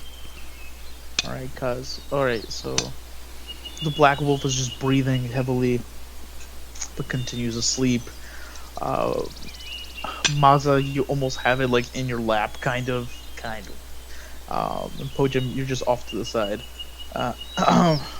Just kind of try to pet it a bit, I guess. I don't know. Awkward pats. So it's like, sorry Pat. for almost killing you. Pat. Okay. Alright, so you guys do head higher up. You guys do head higher up the trail, towards the northeast, and Hannibal's just kind of like muttering to himself gently. Something about the wolf, something about stupid, something about should have left you guys in Valishbor. Just a general distaste for the weirdos who brought a wild monster. Did he not didn't he say go get your other friend? Is he not concerned where the other friend is? Not at this point. There is an 8-foot tall black wolf in the back of his carriage. At this point, he could probably care less where Casimir is at the moment. So, like, do the friends know it's him yet, or do they just pick up this wolf for no reason? Nope. Maza picked up the wolf out Just of wanted a new pet. Yeah, out of pity. What kind of check would I make to kind of realize, hey, wait a minute, where's Casimir? No check at all. You would notice probably after leaving Stonebridge. Hannibal, wait, come, please. What is it? What is it? Have you... I'm Po-jem, and I touch my chest, and Maza, wolf, gesturing at the wolf. Casimir? Yeah, what about it? Do you see Casimir here? No. But what I do see is a very large carnivorous animal sitting in the back of my horse and carriage. I point at myself. Are you talking about me? He turns back to the road and whips up the horses and says, if your friend wanted to come, then they should have been here. Fair enough. See this is what happens when you have a repressed society where one's sexual needs are not fulfilled on a certain basis. You get this right here. Being hostile towards a wolf? Just being hostile in general. That woke up on the wrong side of the bed manner. He's gonna look back at you, Po-jem, and says, "Do you want to drive the cart?" Do you? I would be honored to drive the cart, but I have never done it before. 'Cause maybe if you have your hands full, your mouth won't talk so much. Oh, it won't work. I look at Maza and I go, perhaps your initial thought of the solution for the situation might actually work. Really? Really? I mean, with, an attitude like that. He points at the wolf and says, "Keep that thing quiet." Oh, it's not doing any harm. Yeah, that's what they say. Pet it, trying to keep it quiet. It's like, don't want to die now, do you? Shut the fuck up. Casimir, you're just being roughly petted, and it's just a little awkward. Po-jem is also measuring the wolf. Everything is Like looking at the foot pads, length of hair, length of tail, fang size, number of teeth, eye color. If I can, there's a little slit in the, The wolf lays his head down and stays quiet, growling very subtly. so that only Maza can hear it. Roll sleight of hand, Poe. Oh, shit. Yeah. Hey, come on now. I have a job to do. I'm keeping my hands well away. You know, I'm not like, oh, let me lift this up. No. It's just like, clearly, Poking it with a pencil kind of thing. but not touching it with the pencil kind of thing. More, the pencil is a pointer and a reference for size. Oh, well, Okay. it's easy enough for Casimir to notice Poe just kind of, gesturing towards you, measuring with his, piece of cloth. Please don't bite me.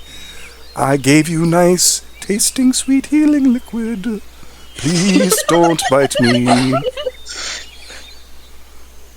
I don't think it can understand you. Oh, well, would Po-jem sing it in all the languages that he knows? Possibly. Probably. So, you hear him singing it in Elven, Common, Undercommon, Gnomish, and Sylvan. Just singing through all languages, sure. Alright, Casimir, I don't know how many of those languages you understand, but you definitely understand it in common. So as this is going on, you guys are traveling for a couple hours now. After these couple hours, it's about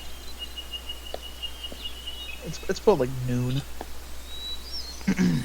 You Maza, yet again, you have noticed, as you've noticed repeatedly, that the Tuskwood Forest is filling up with a mist, a fog of considerable strength this time. And it's obscuring the road quite a bit. What's obscuring the road? Sorry, your mic cut out a bit. Oh, I'm sorry. It's a fog on the road coming from the Tuskwood Forest, as you've noticed many times before.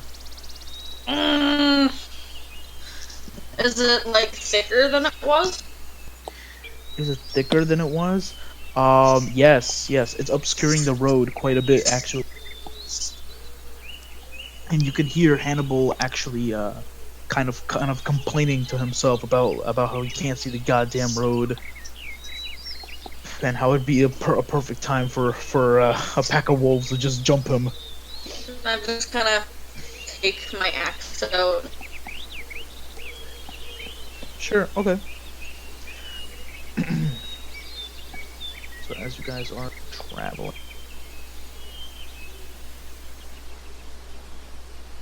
okay. So you guys are traveling in the night.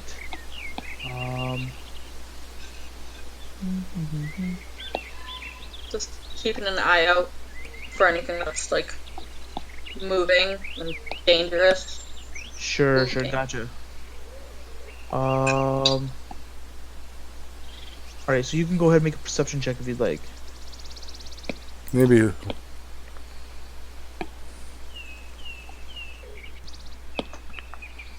Who can see in the dark? Come on. I believe it's all of you except for, So, well, let yeah. me.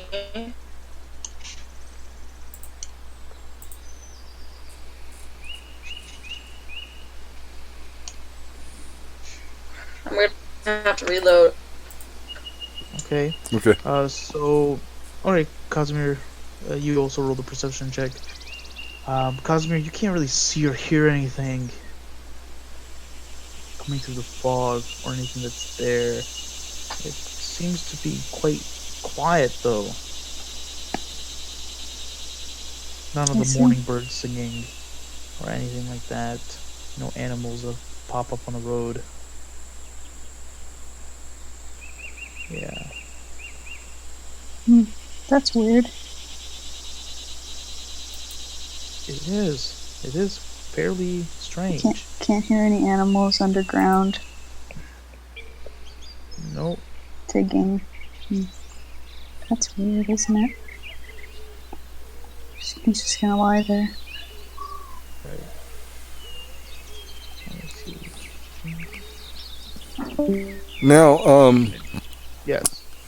does the wolf pelt head that Casimir wears, Uh-huh.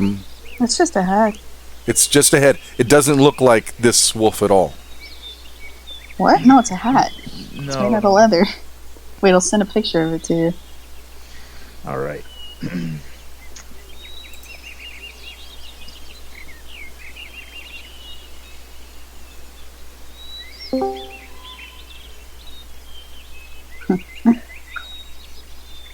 Oh, it's back. Okay, my internet went down, so I didn't catch anything.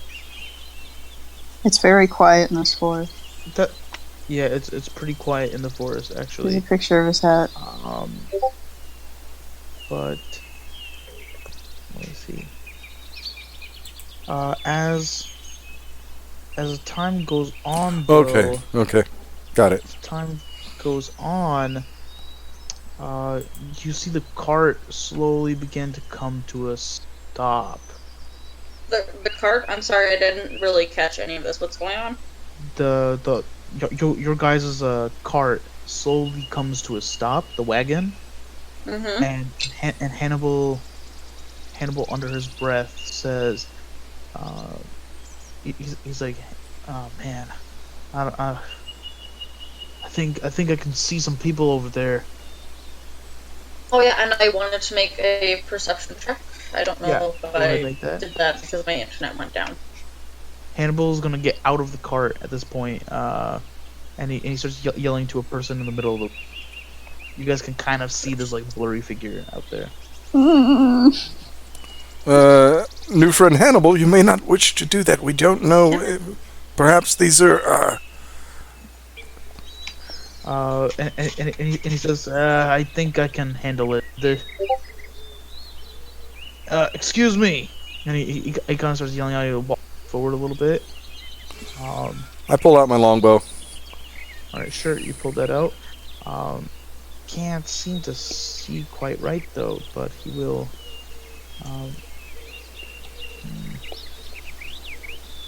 But he does go further, and he approaches the individual. As he comes down, he goes, "Oh shit!" The 11, not the 21. That's scary. He turns around to you guys. You said 21? 11. 11 for perception. It was All right. So you also notice that it's pretty quiet here, but you don't really notice anything in specific. But okay. but you do notice that the fog is beginning to creep in. And Hannibal has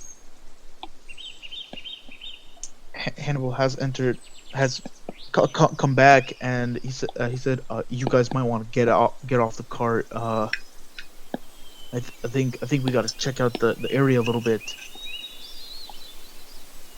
He says the guy on the road, he's dead. Wait, I Can thought I it make was. an insight check? Yeah, sure. I can say check. Can I sniff the body? Can you sniff the body? All right, so you're gonna head up with it.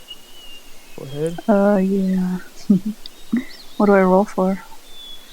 It's. What are you sniffing it for? Smells.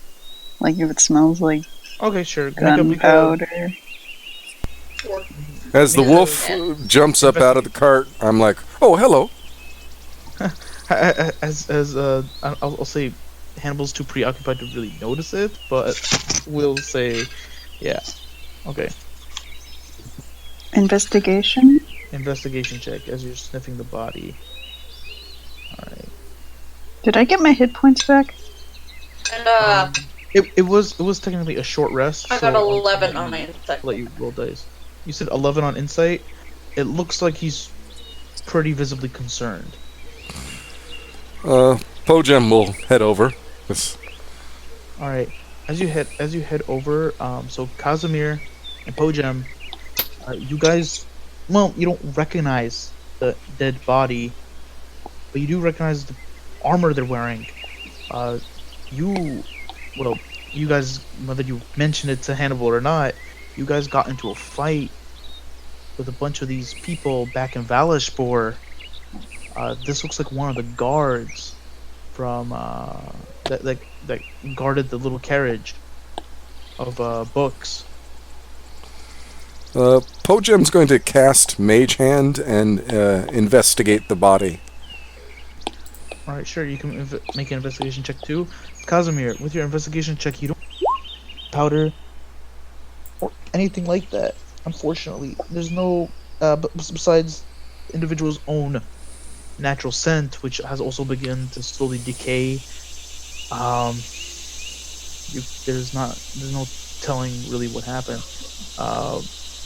Po-jem, you start kind of groping the body with Mage Hand and just kind of turning up flaps and stuff, and you kind of pull the body a little bit, and you notice that there's this almost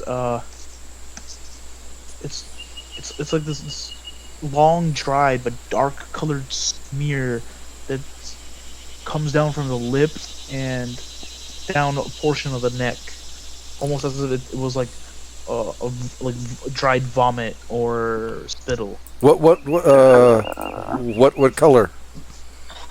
It's I'd say it's probably like a dark brown. Dark brown.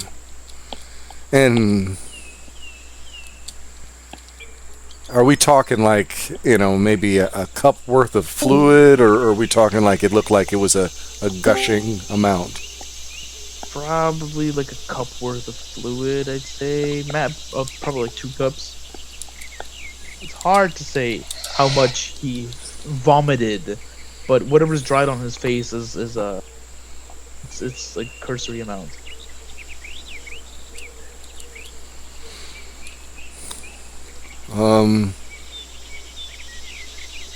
I see no visible wounds of any kind. I have to do something. Something made him sick.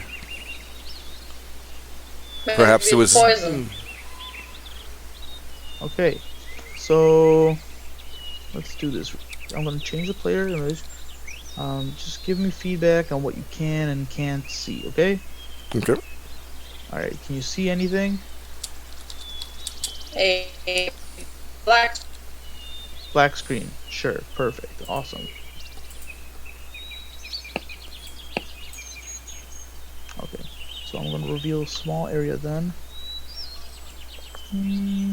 Let's say I'll reveal this much. Okay. So you guys can place your little tokens in there. Like, that's the dead body thing laying in the middle. Okay. Actually, let's see, you can say about this much. Okay. You guys can place yourselves there. All I'm seeing is a black screen. All you're seeing is a black. Oh, you gotta scroll go. around. You gotta go down to the bottom right quadrant of that darkness. Sorry about that. I should have said Oh, that. okay. It's a dead body. But yes, it is a dead body in the middle of the room. It's pretty gross. That it is. But do you guys? Right. So far, investigating it seems not to garner too much information. How do you put your character on there? You can. You go to your character description. You can drag an image over there. Please. I mean, you don't know that yet. It's just some dog. All right. I'm trying to find a token for our little asshole.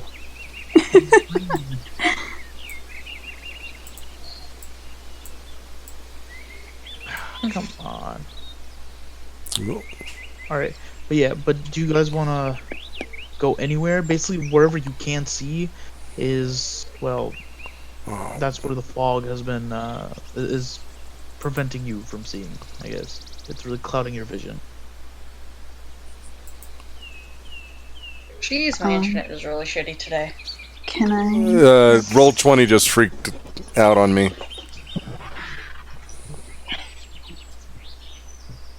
What? Can I? Yeah. Mhm. Can I sniff the air? Yeah, sure. Go ahead and make a perception Just in check. general. Okay. Po-jem says, yeah, this possibly could be poison, but I wouldn't rule out that, death is traumatic, and people often discharge things from their stomach, or usually from their rectums, or their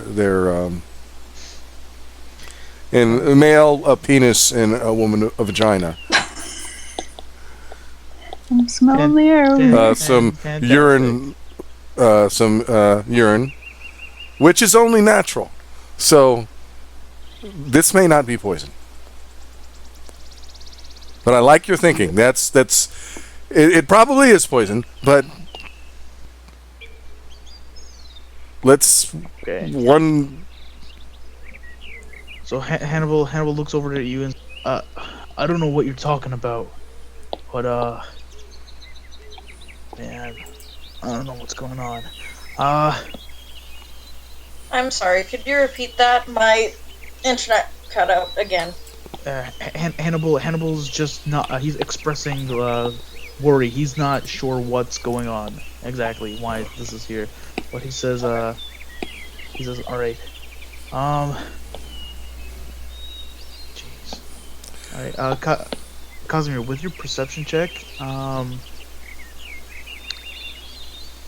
you smell the faint scent of like a fire, of like smoke, and it's coming. Well, technically it would be your northwest, but it's towards the left of your character. I see. Yeah.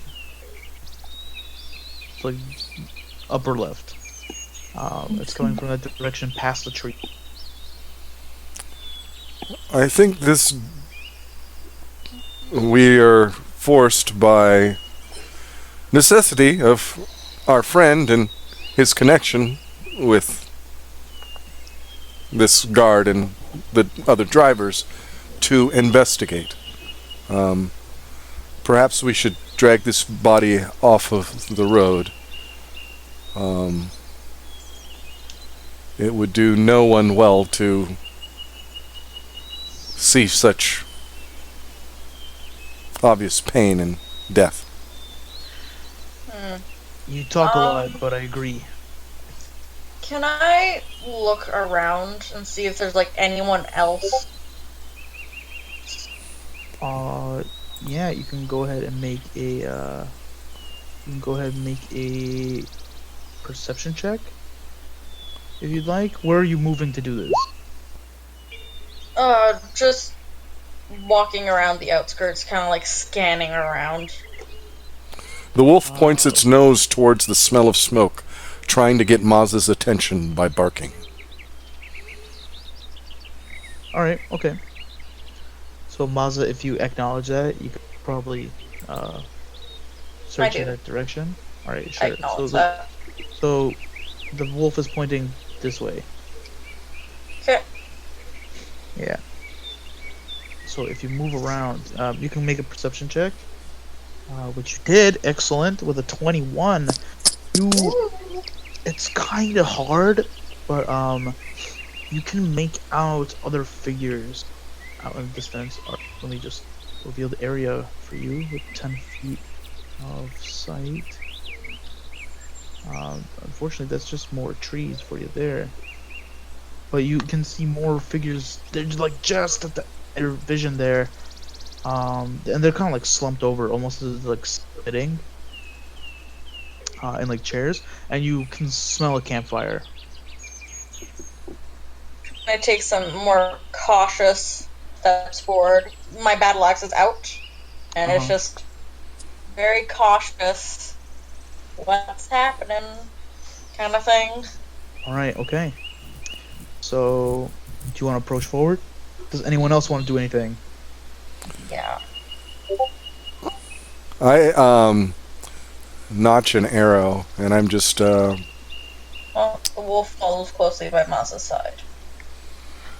watching Maza, and just watching the area she's headed towards. You can move your character pick closer. All right. Okay. Right. So you guys are keeping watch. So Maza, you can go ahead and move up. Awesome. So as you move up to that point in front of you now, actually you see 3 more dead bodies slouched over in different positions. One of them is in a bedroll. Other one is slouched over in a chair as if they were watch, almost like resting on a sword. But you can tell that they're dead because of the dark colored fluid that has, dropped all around them. You can see a couple more. Or actually, I want Casimir and Maza both make perception checks. Yeet. Okay. Mhm. Excellent. Awesome. All right. So, Casimir, you're overwhelmed by the smell of what it's just this acrid, sour scent that kind of air for a bit. Maza, you get the same reaction, and you're shocked by the sudden appearance of, well, obviously now dead bodies. But north of you, you sense some movement, and you hear what sounds like just like pattering of feet, just running away in distance. And you guys also hear what sounds like flowing water, as if there's like a stream nearby. I yell very, who goes there? All right. Cheesy ass.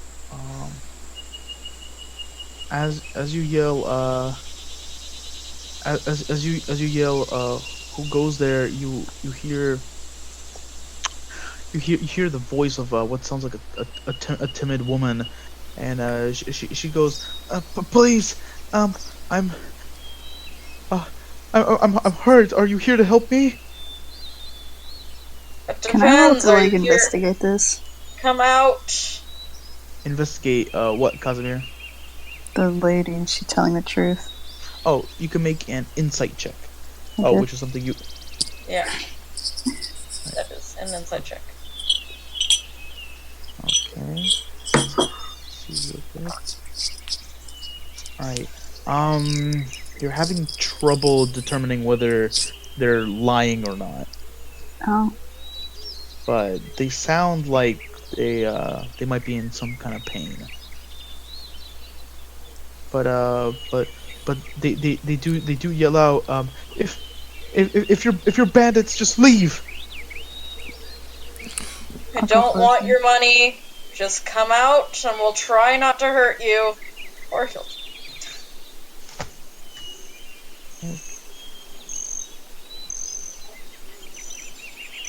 I want to go closer. So, Casimir, as you move to that point, you just see a whole group more of dead bodies as if you've just walked in between them. But you notice that these 3 over here, that's not working. This one, this one, and this one, their armor seems to be. It's almost as if it was kind of like torn off the body, and a lot of their flesh has been almost dug through. Ooh. Fancy.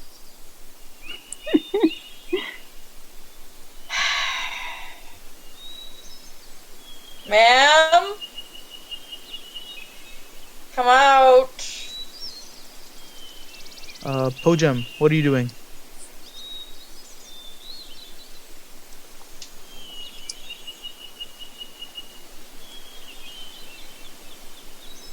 Po-jem?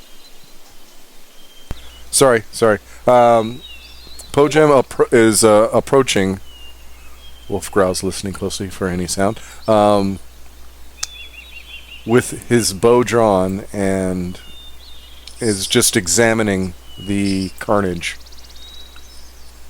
and would like to investigate the state. Alright, okay. Okay, wait a minute. Okay, so you can make an investigation check with your bow in hand. Let's see what happens. Alright.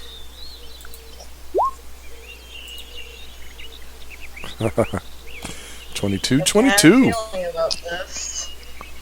Alright. With a 22, investigating the bodies, you can tell that, well, at least around the bodies that have not been torn apart, there's no puncture wounds, no injuries on the other individuals, the ones with the dry, dark substances across their face or on the ground near them. It seems as if they died of another cause. But you guys do recognize them as the same guards you guys got into a fight with in Valishpor. Is there a carriage anywhere? No, there is no carriage anywhere. That's great. But with your great. with your investigation check, you notice that this body over here in the distance, Po-jem, that is one of the two drivers that drove off with that one carriage. Okay, I didn't see where you pinged the This one right here.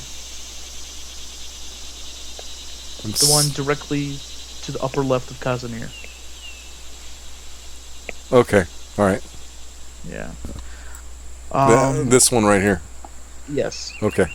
But as you guys are searching, you notice a figure to the left of Po-jem come out of the mist from under the tree. Under the tree, a woman appears with her what looks like to be just torn leather, like armor, and just like a torn shirt that she's attempting to just keep together. And she seems to be covered in blood as well. And she looks at the three of you, and she says, Are you sure you're not here to rob me? Well, you look like you don't have anything worthwhile, even if we were here to rob you. Can I walk to her and kind of go like, what happened here? Why are you covered in blood? She says, I was one of the guards here. We were attacked. We were attacked in the night. But when we tried to resist, I don't know, something happened. The other guards, they I don't know what happened, but they just dropped. They all dropped to the ground and they died. And then the individuals came from across the stream and they wiped many of us out. They dragged some of us away. And well, whatever was left of us, I tried to hide, and I saw them cannibalize some of the others. Ooh, lovely. I love cannibals. Now, what happened to the cart you had with you? I don't think we need concern ourselves. We're not interested in any cart, are we? We're just interested in these taken people. Now, the ones that suddenly dropped to the ground, did they all have the brown liquid coming from their mouths? Yes, I believe so. Ah, you were right, Masa. Yeah, I think I remember them uh vomiting or something. Did the people who died from the liquid or whatever, did you guys eat any or drink anything unusual or accept something? She said no, there was just our water. That was about Or all. did you replenish your water anywhere recently? Um, the stream up ahead. Did only these people replenish their water? Uh, from from my memory, my best guess would say yes, this is true. But Okay. I mean, I replenished my water as well. Did you drink from it? No, I didn't. Before I got a chance to, we were attacked. May I see your water? She says I was in the process of filling my water skin at the stream before we were attacked. So it's probably still over there. She turns around and she starts walking over that way. My best guess is that the stream is poisoned, and whoever killed these individuals uses it as... So they drop dead, and then they take the stuff. Whoever isn't dead, they kill. So she kind of like walks through the fog and she says, "Please come, I'll show you." And she just kind of like runs through the fog towards the sound of running water. So, And is there a chance to do a... No, I'm not going to do it. Po-jem wouldn't do it. Alright, well, no, maybe. well, let me just say this real quick. Maza, as you approach the side of the stream, you think this is the general direction the woman ran off in, but you don't see her. Can I just tighten my grip on my axe and just look around, expecting an ambush? Yeah, that's fair enough. Let's see. So, as you guys do, I want everyone to make perception checks.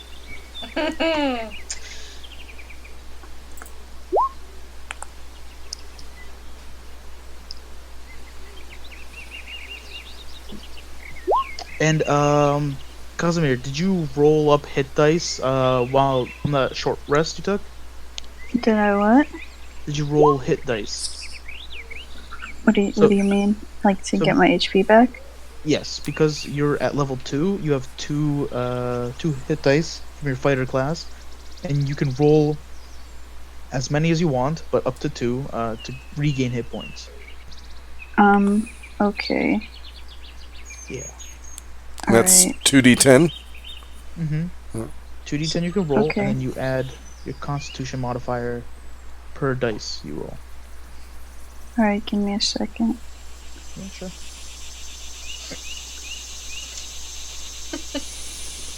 Just making sure he's fully healed because we're probably gonna get ambushed. Ooh. The other way, the forward slash is gonna be Yeah, I'm put a space between roll and the... 2d10. Yeah. I made that mistake a lot. Like this? Okay. No, the forward slash is before roll. Oh. So, yeah, so it's gonna be like /roll space 2d10. Yeah. like that. Hey. Oh shit! Okay, and what's your Good job. and what's your Constitution bonus there? It doesn't really matter. It's like I'm full healed now. All right, shit. You would have healed 22 hit points. All right, so that short rest really did you good. Well, that's because somebody was petting him. My map has healing powers. Damn. Did Tanya know about that? Oh, she must have. All right, so with your perception checks, Casimir, while everyone's kind of spaced out for a little bit, you hear. Well, not that you hear, but you almost get this instinct, this sixth sense of danger as you feel a shift in the wind, and you unfortunately you're the only one that notices this.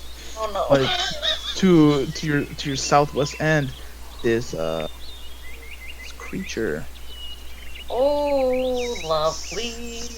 Where is it? Yeah, sweet. So this creature jumps out from the fog out at Po-jem. Yeah. So this large bat-like creature with torn up rags jumps out at Po-jem, and is going to attempt to make an attack. I want everyone to roll for initiative.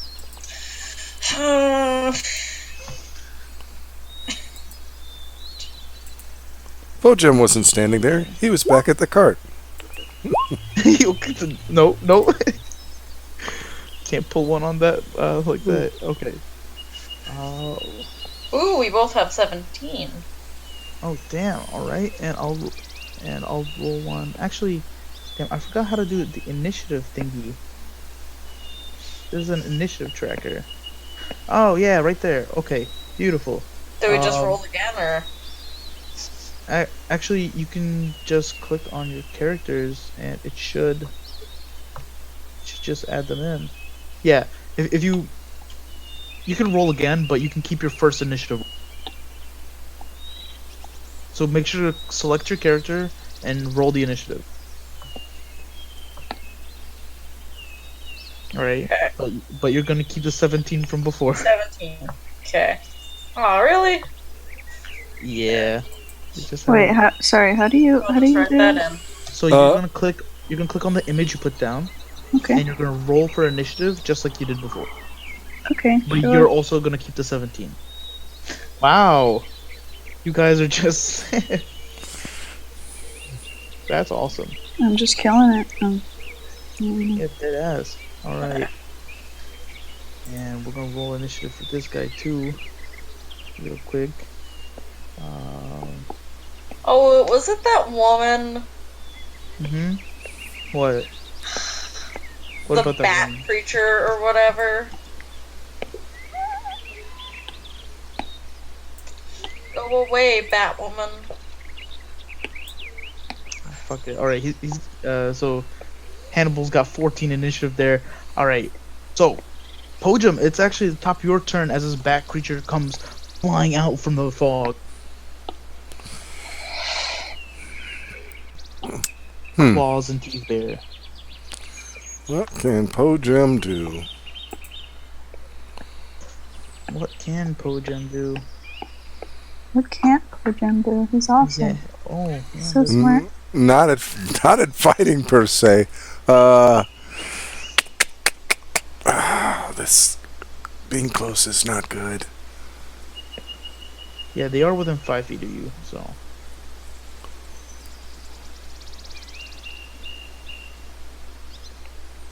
I think I have to risk it. I'm going to step the fuck back, Okay, sure. opening myself up to an attack of opportunity. Alright, yeah, which they are going to gladly take, though. I don't even know if I do make it here, so We'll see. I mean, they're probably not going to kill you in a hit. Though that is a possibility. yeah. No, that's an 11 to hit. Does that hit? No, that does not. And Alright, I shoot it in the face with my longbow. go for it. You may roll for an attack. Kill it. That definitely hits. Hey, I got a question. Yes, what is that Is this the question? same thing that attacked the wolf? It looks very familiar. I don't know why it didn't roll damage. Okay, That's okay, you just roll a d8 and then you add your dexterity. Alright.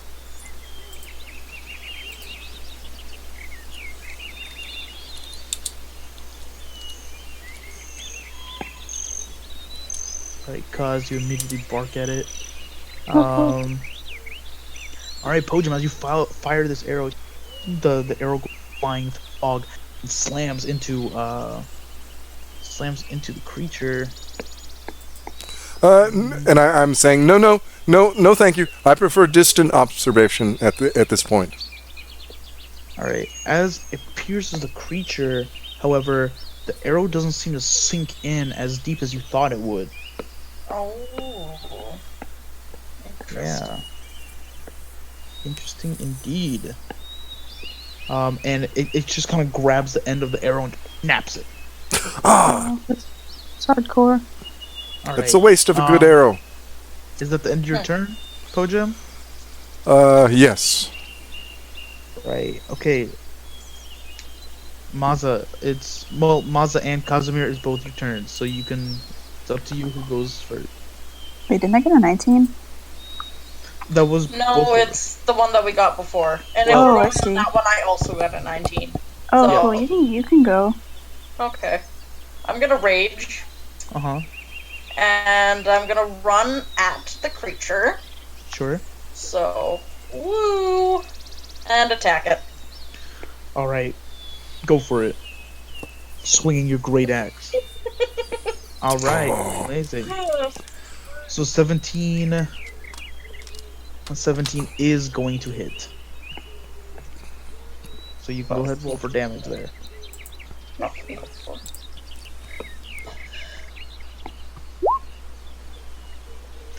Hot shit. All right. So as you swing your great axe back like a baseball bat swing, you slam it into its shoulder bone, and it just kind of like and it just screeches in pain. But Rad. from the guards you beat up before, your axe doesn't seem to cut down as far as it usually does. Interesting. Well, that's the end of my turn.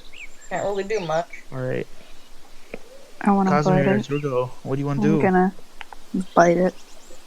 Hardcore. Here we Alright. go. Go for it. Chomp chomp. Alright, so you're gonna move up to it. Holy crap, the natural Whoa, 20. get him! He's really Alright. mad. So you're gonna roll a d4. You're gonna double the number you roll on that die. And then you're gonna add your strength. Go for it. Wait. What? How do I like? You know what? I'll just do it manually. Okay. I don't know why I didn't roll the damage though. That's quite interesting. Plus. Yeah, I don't think it does roll damage. Like, I had to manually do Oh, that pretty too. bad. Pretty bad cause. You're pretty stupid. It's okay. 6. Alright, so well, That'd be you would four, only, isn't it? you would only double the dice, which is fine. Oh, okay. Biting it. How do I want to rule this? Well, alright. So biting down on it, you get a good grip on it though, but it doesn't seem to hurt it as much as you thought it would. The creature seems to be quite resilient and resistant to attack. Alright, but is that the end of your turns? Alright. I yeah. guess so. Okay, Can he chew on its leg, like not letting it go? You know what I mean? Okay, so you want to attempt to make like a grapple check. I guess so. So that's going to be an action to do or an attack. So if you want, because you're a fighter, you can use your action surge to regain an action and a bonus action. And actually I'm good. I thought, yeah, it's fine. I'll just Alright. bite it and let go, I guess. All right, sure. Yeah, as you bite it, it pulls back and shreds some skin. But the pretty rad. creature snarls at you, and let me see here. Let me see. All right. So Maza, it's going to attempt to it's going to attempt swipe at you. Sure, Yeah. I can try. All right. So does a 17 hit? Yep. All right. Uh. All right. So as it goes for the claw attack, it swipes you across the chest, and it's gonna deal you 9 points of slashing damage, but that's halved down to 4 because you are raging. Wow. Um, but Yeah, as it's fine. but as it does claw you across the chest, it grabs onto you with its other arm and goes to sink its fangs into your shoulder, between your neck and your shoulder. Oh no! I would not advise that. All right. Um. All right. So does a 13 hit? Nope. All right. So on a 13, it goes to sink its fangs into you, but you're able to smack it in the face and batter it back. However, it still has you grappled, so you cannot move. That's gonna be the end of its turn. Or actually, at the start of its turn, you notice that the wounds around it slowly begin to heal. Oh no. All right. So it's back to Po-jem's turn. Okay.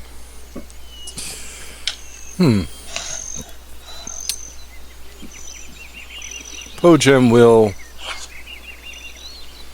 Let me get this spacing figure out before I say anything.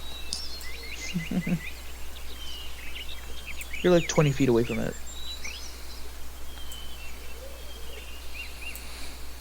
Okay.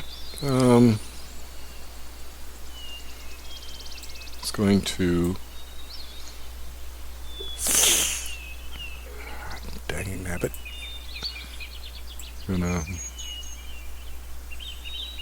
move over a bit.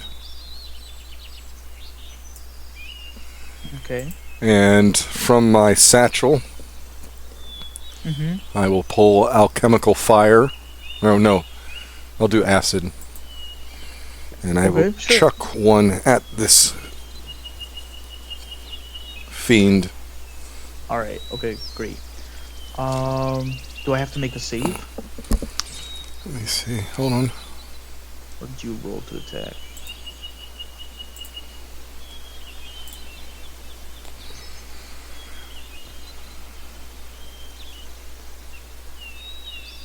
Dexterity saving throw. Dexterity saving throw. Beautiful. Okay. So let's do this. Holy shit! No, that's gonna be an 11. Does that save? I don't think so. I'm not. I'm not It's exactly. gonna be 8 plus your intelligence modifier plus 2 plus your bonus. So Okay, 8 plus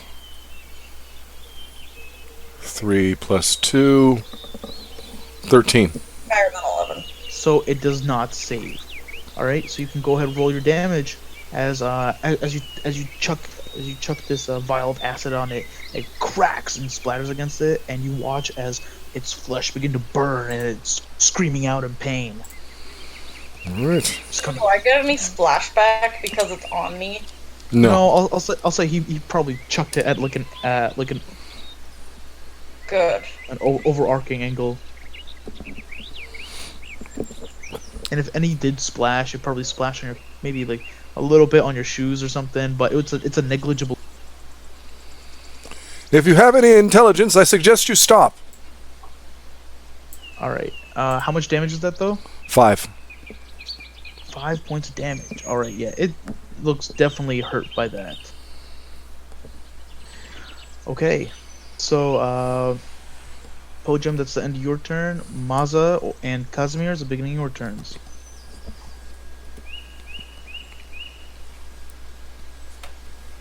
Do you want to go or? You can go first. Okay. I'm like cooking. Can I like try to get it off me? Yeah, you can attempt to break out of its grapple. Okay. So you What do I roll for that? you're gonna make a strength check. Not a strength save. Oh, well done. All right, awesome. So Oh. you're able to grab its arm and shove it back. Although it's still up in your face, quite frankly, you're able to shove it off of you. What would you like to do with the rest of your turn? I'm sorry, what? What would you like to do with the rest of your turn? Can I reckless attack it? Yeah, you can go ahead roll attack with advantage. Okay. So. Okay, so. Oh, awesome. All right, so that does hit. Go ahead, roll for Yeah. damage. As you know what? I should have changed the music. This was literally what I was doing before. All right. Okay. So how much damage was that? Um. 7. 7 damage. 7 points of damage. All right. You cut through it. Although it seems to resist some of it, it does deal damage, regardless. Okay. Is that your turn? Well, that's pretty much all I can do. Okay. So after your turn, Casimir, it's your go. What would you like to do here?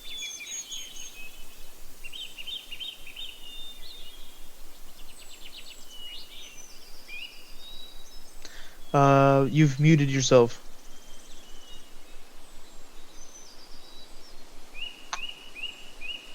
Alright, so Casimir, I guess, is gonna attempt to bite again. Unfortunately, an 11 does not hit. As you go to bite out, it kind of jumps out of the way, dodging it. Dodging your attack. Alright, is there anything else you would like to do?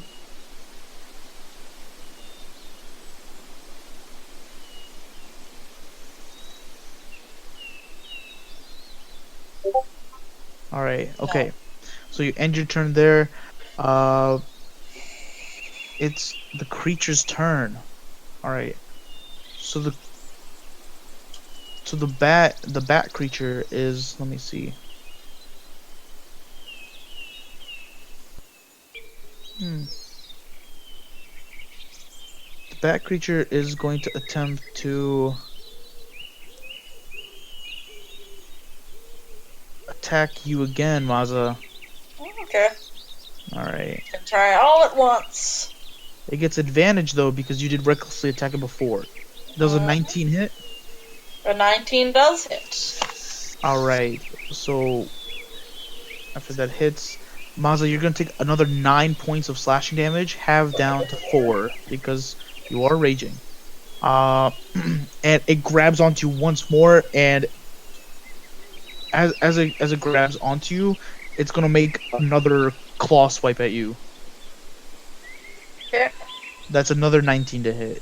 Okay, well that hits. Yeah. So you're gonna take another 8 points of slashing damage, half down to 4. Okay, that's fine. Yeah. At least halved, right? Woo, barbarian. Yeah. So it is halved. So you're gonna take another 4 points of damage, and that is fine. all right. The creature is gonna then move back. It's gonna move back 5, 10, 15, 20, 25, 30 over to Po-jem. Both Casimir and Maza, you guys can take attacks of opportunity against it. Yep.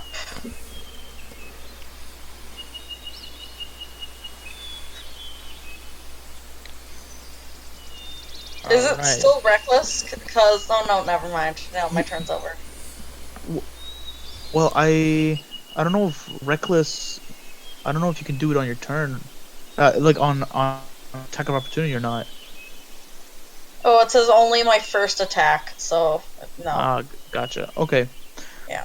So so a 9 does not hit. Casimir, did you want to make an attack of opportunity?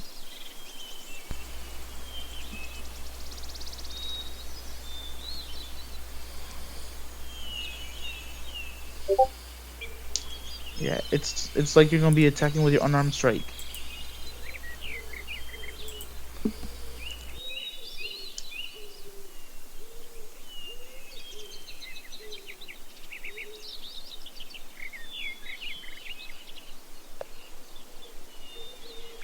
Alright. So unfortunately it seems the creature is a little too swift for you guys in the midst of the fog, and you guys both missed your attacks against it. Okay, Po-jem, it is your turn. I'm like, excuse me. Okay. It seems to not excuse you. Let's see if I get But there. Yeah, so it's gonna make an attack of opportunity against you there, buddy. No, that's an 11. Nope. So that misses you. And The creature wails out. Okay. and going over to Mazza, I see you've gotten struck twice. That you're doing I'm quite well. fine. You're doing quite well. And I give her healing drought. Thanks. So he heals you for 5. Okay. Is there anything else you want to do on your turn, Po-jem? No, I'm good. Alright, okay. So with that being your turn, Mazza, it's your turn. Okay, I'm gonna charge it again and attack it again. Sure, go for it. Just Right. yeah. Okay. So you hit it with your great axe. You can go ahead and roll for damage.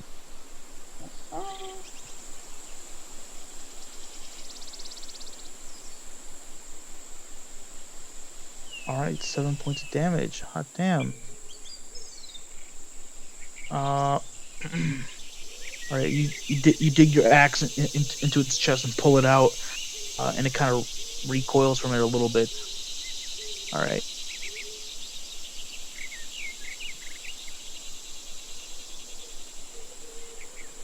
Or is that the most you could have done? That's pretty much it. I Okay. don't have 2 attacks, unfortunately. Alright, okay. So, that's your turn. Casimir, it's your go. What would you like to do?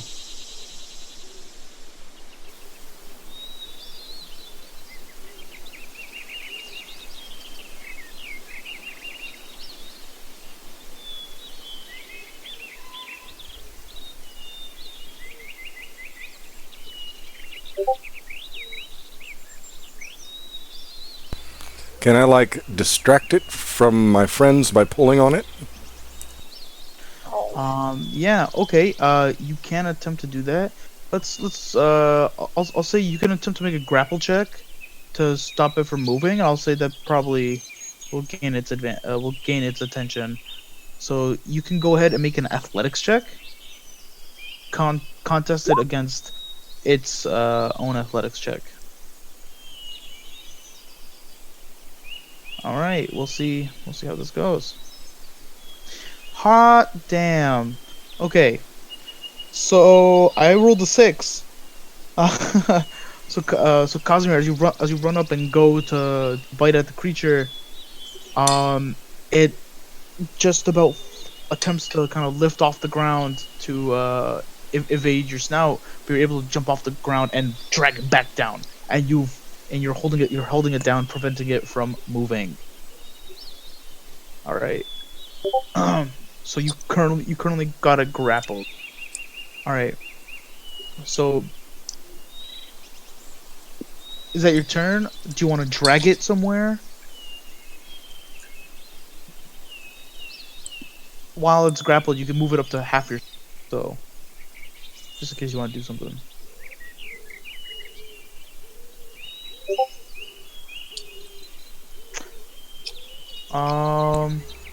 No, unfortunately, you can't make an attack against it. You use your attack to make the grapple.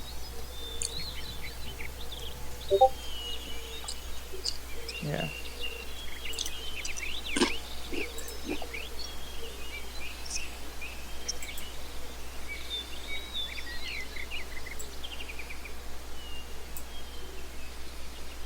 cause other damage? I thought there was something like that.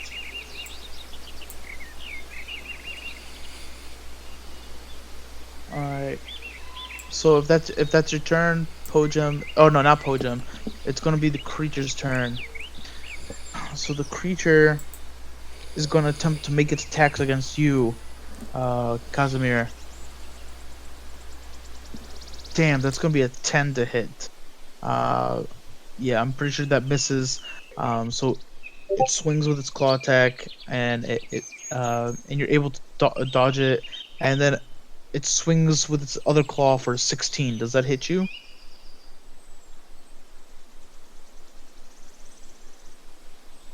It would depend on your armor class. All right, yes. So then it just hits your armor class, and it swipes across the side of your body. And you're oh shit. Okay, so you're gonna take 11 points of slashing damage as it claws the side of your body.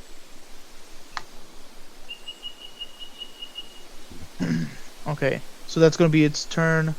And you guys yet again watch as the wounds on its body are closing. It seems you guys are getting nowhere real fast with this thing. Po-jem, it's your turn. Okay, Dex save. Alright, what are you doing? I'm lobbing another, Acid flask? Yep. Sure. That's a 13. So I believe that hits your spell DC. Yeah, I believe you're right, yeah. And if it matches, does it still take damage or no? Nope, nothing. No, it takes. Wow. Okay. All right. So unfortunately, it's able to dodge the acid flask and lands on one of the dead bodies, shattering. Okay. Is there anything else you want to do on your turn? I think that's it. I don't have another action. Nothing I can do bonus action. So yeah, that's it. All right. Okay. So. Alright, so with that being on your turn, Maza, it's your turn. Maza, can you make a quick history check for me, please? Sure. Alright, okay. So... So you're quite familiar with stories of, something like this creature, born but in a human shape. You recognize this to be a vampire, or at least Oh. a lesser form. A vampire?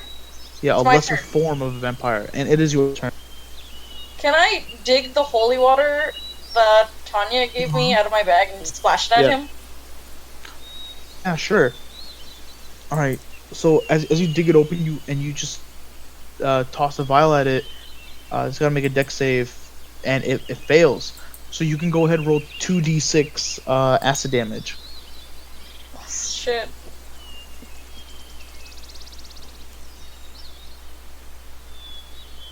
Seven. All right. So it takes 7 acid damage. As it does, though, you watch as it sprays on the body, portions of the wings, its face, and chest start burning as if you cast it in fire, and it just starts hissing and grabbing onto its body. And you watch as the skin still reforms as if it's healing, but almost as if it's not happening at all. It's so slow. All right. So you have a bonus action. You have a bonus action, and some movement left.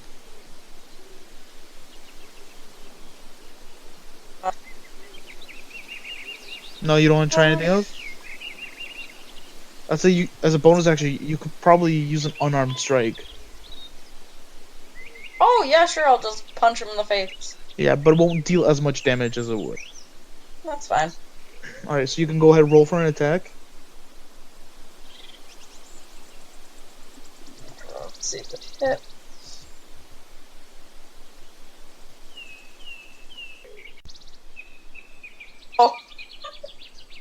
No, unfortunately not. You whiffed that. You whiffed that. All right. So Casimir, it is your turn. You've got this thing grappled. It cannot move. What would you like to do?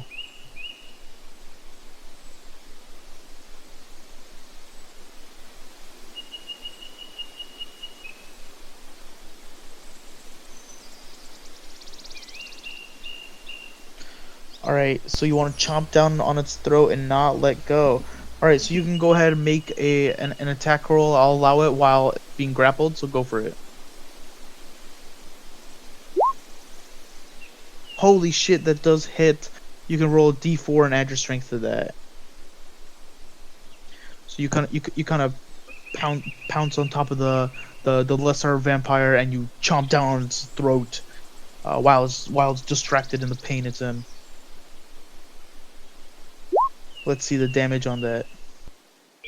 Holy crap! Maximum. Alright. So it's gonna take 7 points of damage. It's gonna take 7 points of damage right there. Alright.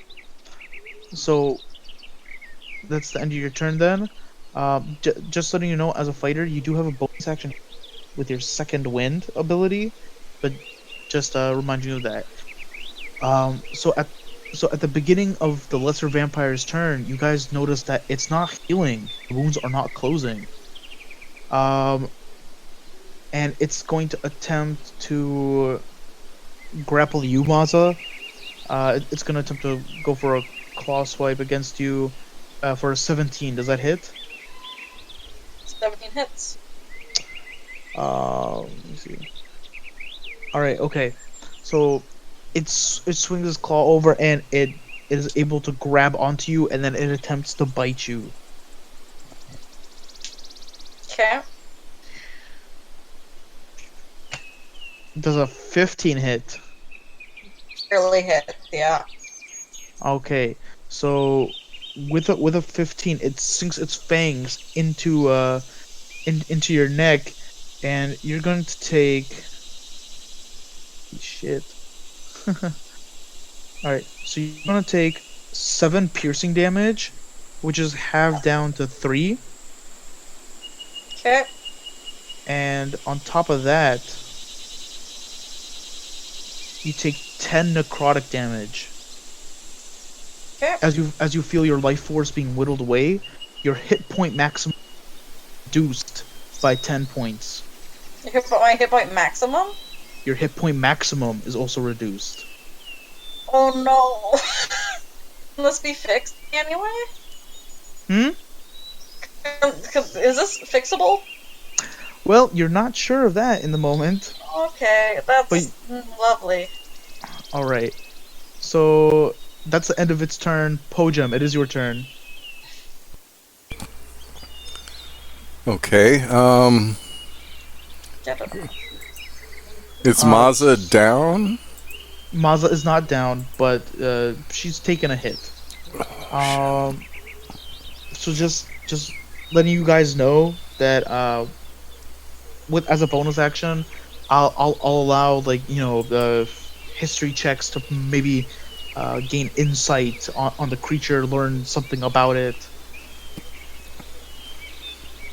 Yeah, Po-jem would like to do that. Alright. Okay, sure, go for it.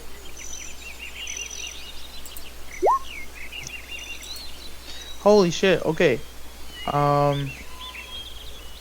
What are you trying to gain insight on, Po-jem?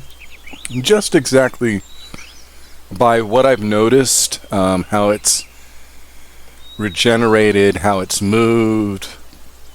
Alright, so it definitely seems like that this creature is resistant to is resistant to a lot of your attacks that are coming from your arrows, your the wolf's biting, and the great axe attacks. So it seems to be quite resistant to those effects.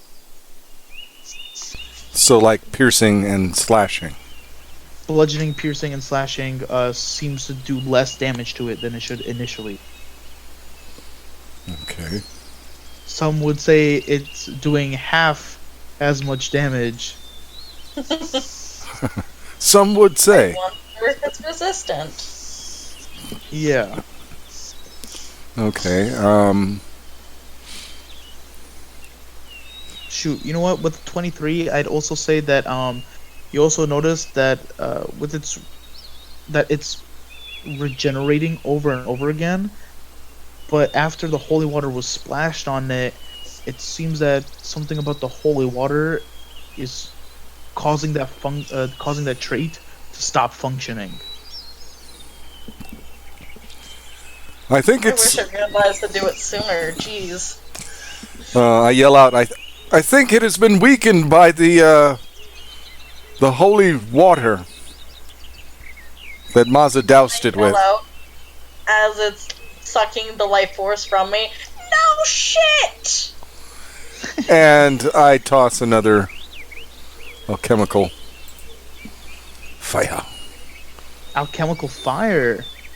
All right. Okay. So it's gonna make a dex save. Yep.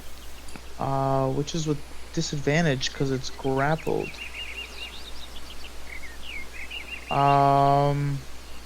That's a 12. I don't believe that. I believe that does not make it. Correct. Does not make it. All right. So with the 12, it hits head on with the alchemical fire. You can go ahead and roll for damage. What is it? I tell you, I think they need to up the die on on these alchemy reagents. Well, as you level up, they'll become more and more effective. But Yeah, only level 2. yeah. So, But see, there are cantrips that are more powerful than 1d6. So, but that's True. you know. With your alchemical fire, though, let's see, does fail. All right. Okay. So it does take 2 fire damage, which seems to hurt it quite a bit. All right. So that being its turn, I completely forgot about Hannibal Green. But He does not exist anymore. he's just completely stunned by what this creature is. Like he's never seen anything like it before. All right. Hannibal, get your head out of your ass! Yeah, right. Okay, so Po-jem, at the end of your turn, it's gonna be Maz's turn. Can I try to push it off me again? Yeah, you can go ahead and make a strength check.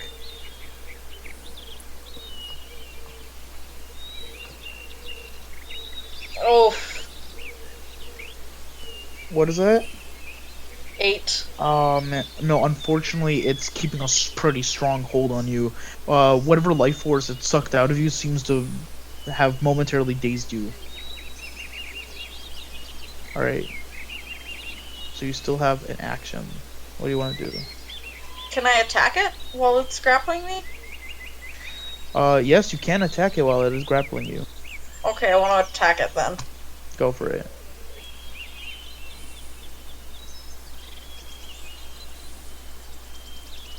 $22. 22 definitely hits. It definitely hits. So you can go ahead and roll for damage.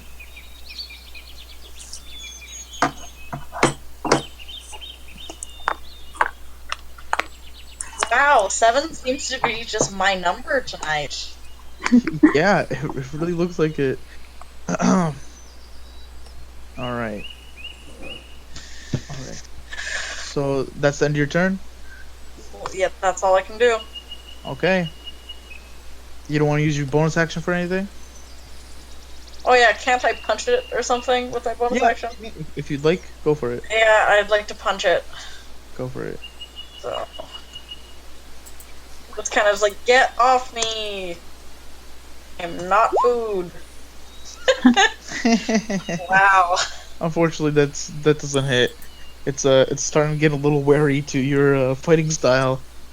Casimir, it's your turn.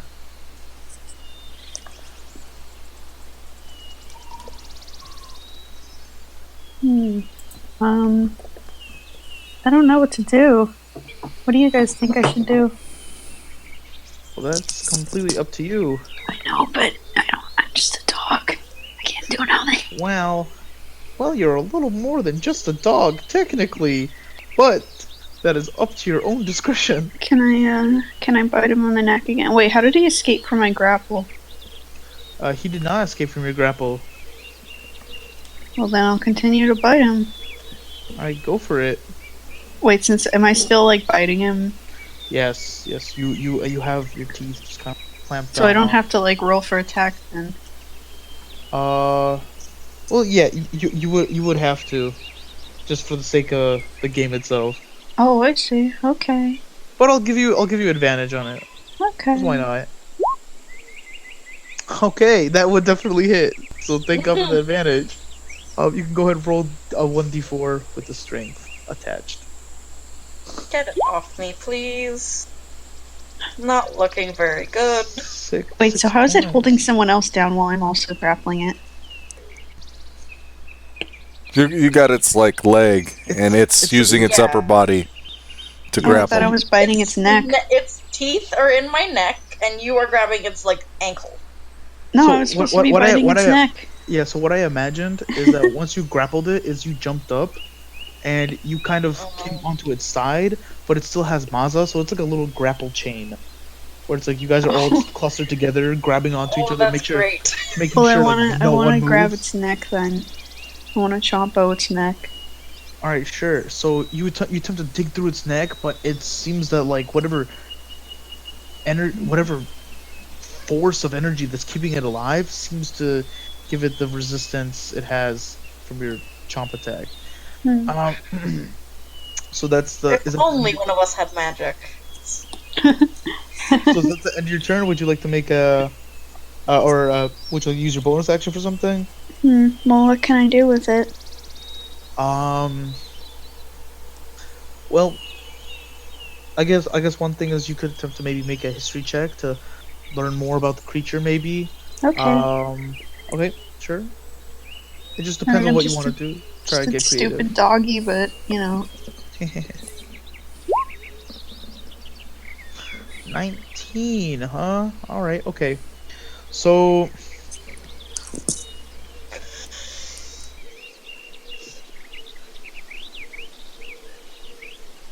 No, wait, was it Po-jem or Maz? No, yeah, Maza.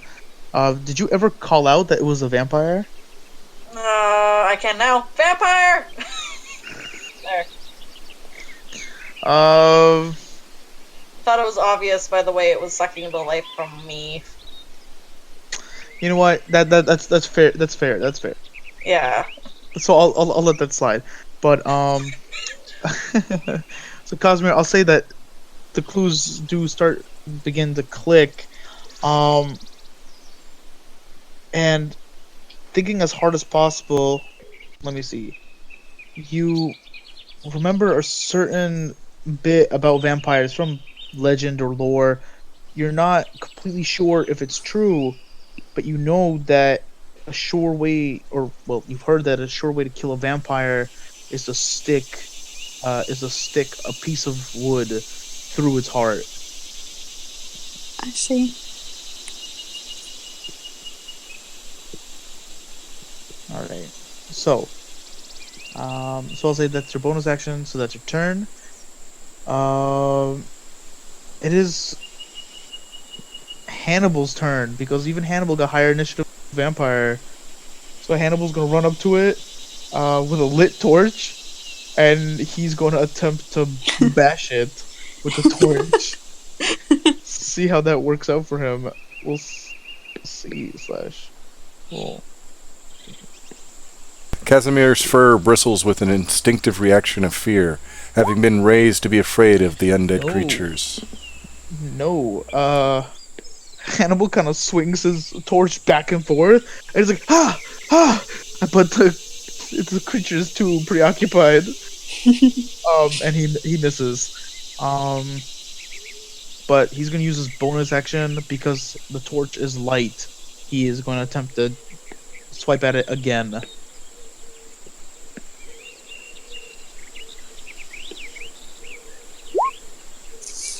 No, it just doesn't work out for him.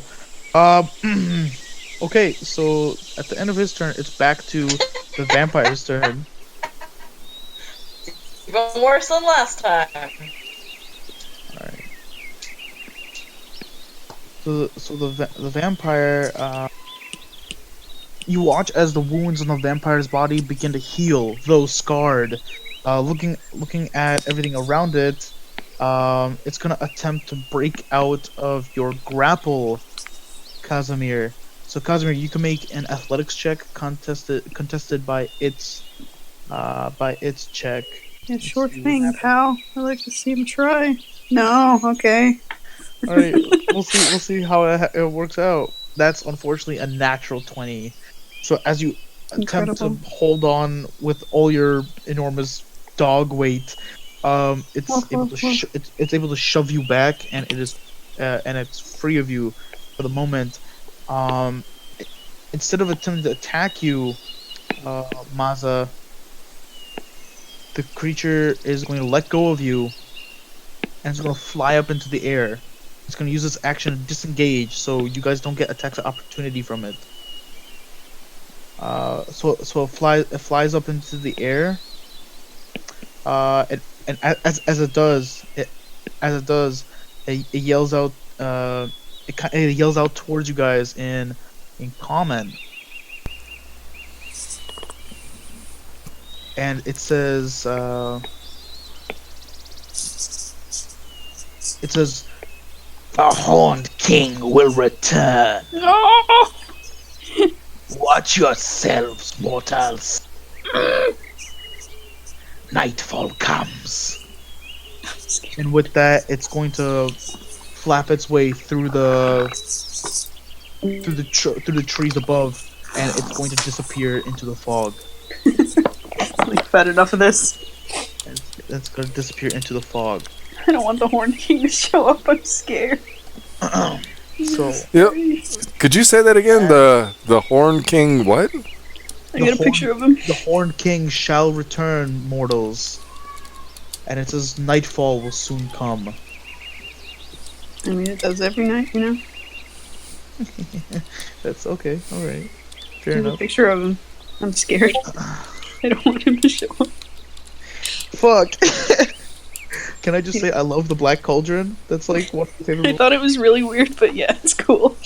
But no relation. No relation. This Horned King is different from this Horned King. Maybe Okay. it's just Satan. Okay. So with that, the creature flies out, into the fog, disappearing. For now. As you guys lay slightly wounded, but for better or worse, you're still alive. You guys are kind of left to contemplate what the fuck just happened.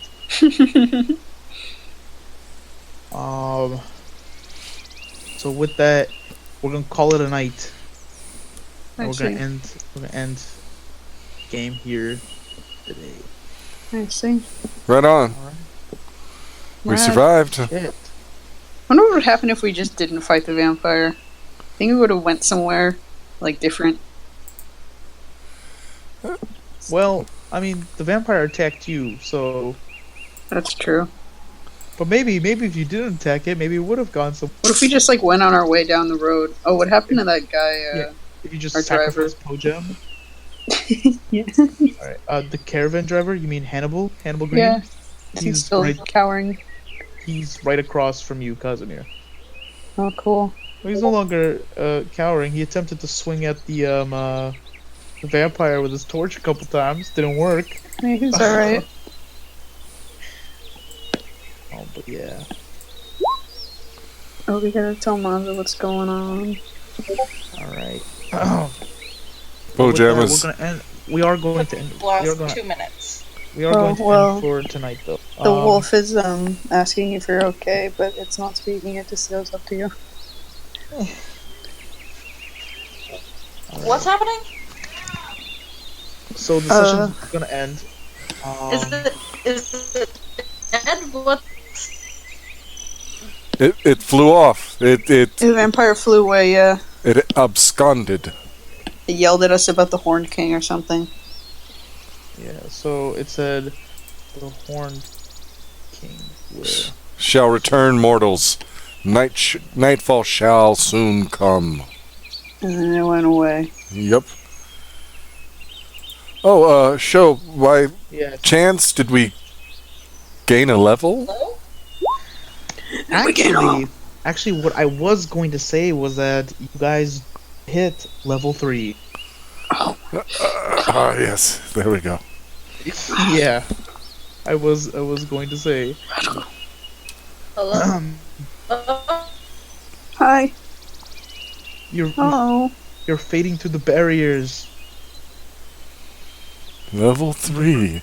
The All right. realms between the East Coast and wherever you are right now is I'm in your California. connection. But yeah. All right. Yeah, But, so look, thanks for DMing. You're so cool. You Oh. guys are all nice and don't yell at me. Thank you. I mean, I make an effort not to yell at my players. Po-jem, keep reading my text. It's funny. It's funny. Well, but with So who killed it? What's happening? No one killed it. It flew that, away. it did not die. Oh, so it flew away and said something about the Horned King Yes. or whatever. It said the Horned King shall return. Nightfall will soon come. Okay. Yeah. Did it take any more HP from me? Well, my No. okay. It actually let go of you to fly. Okay, I'm just gonna drop to my knees, holding my neck, which is still bleeding profusely. Yeah. Actually, if anyone looks, the 2 puncture wounds are surrounded with blackened veins on her neck. But, on that note, we are ending for tonight. All right, brother. So, it's back to that time of the session. Plot points! Okay. So, this is... I'm sorry my internet has been spotty today. It's okay. It- It's your it's- fault. It's understandable. It happens to No, everybody. it's my laptop. It happens. It happens to everybody. Yeah. Bound to happen again. But this is what we accept. This is the burdens we accept as online role players. All right. So, being that time of the season, all right. So let's start off. Let's start off giving out those votes for plot points. Who do you think had? Who do you think was? Oh man, how to word this? Who did you have the most fun listening to as they acted out their character, whether it was in combat or role playing or any other aspect? You can't. The rules are as they have been. The only rule is you can't vote for yourself. So let's start off with Po-jem.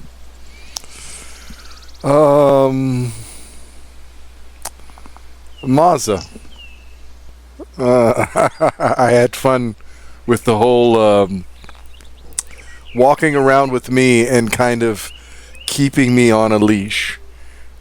Yeah. That was really good. I like that.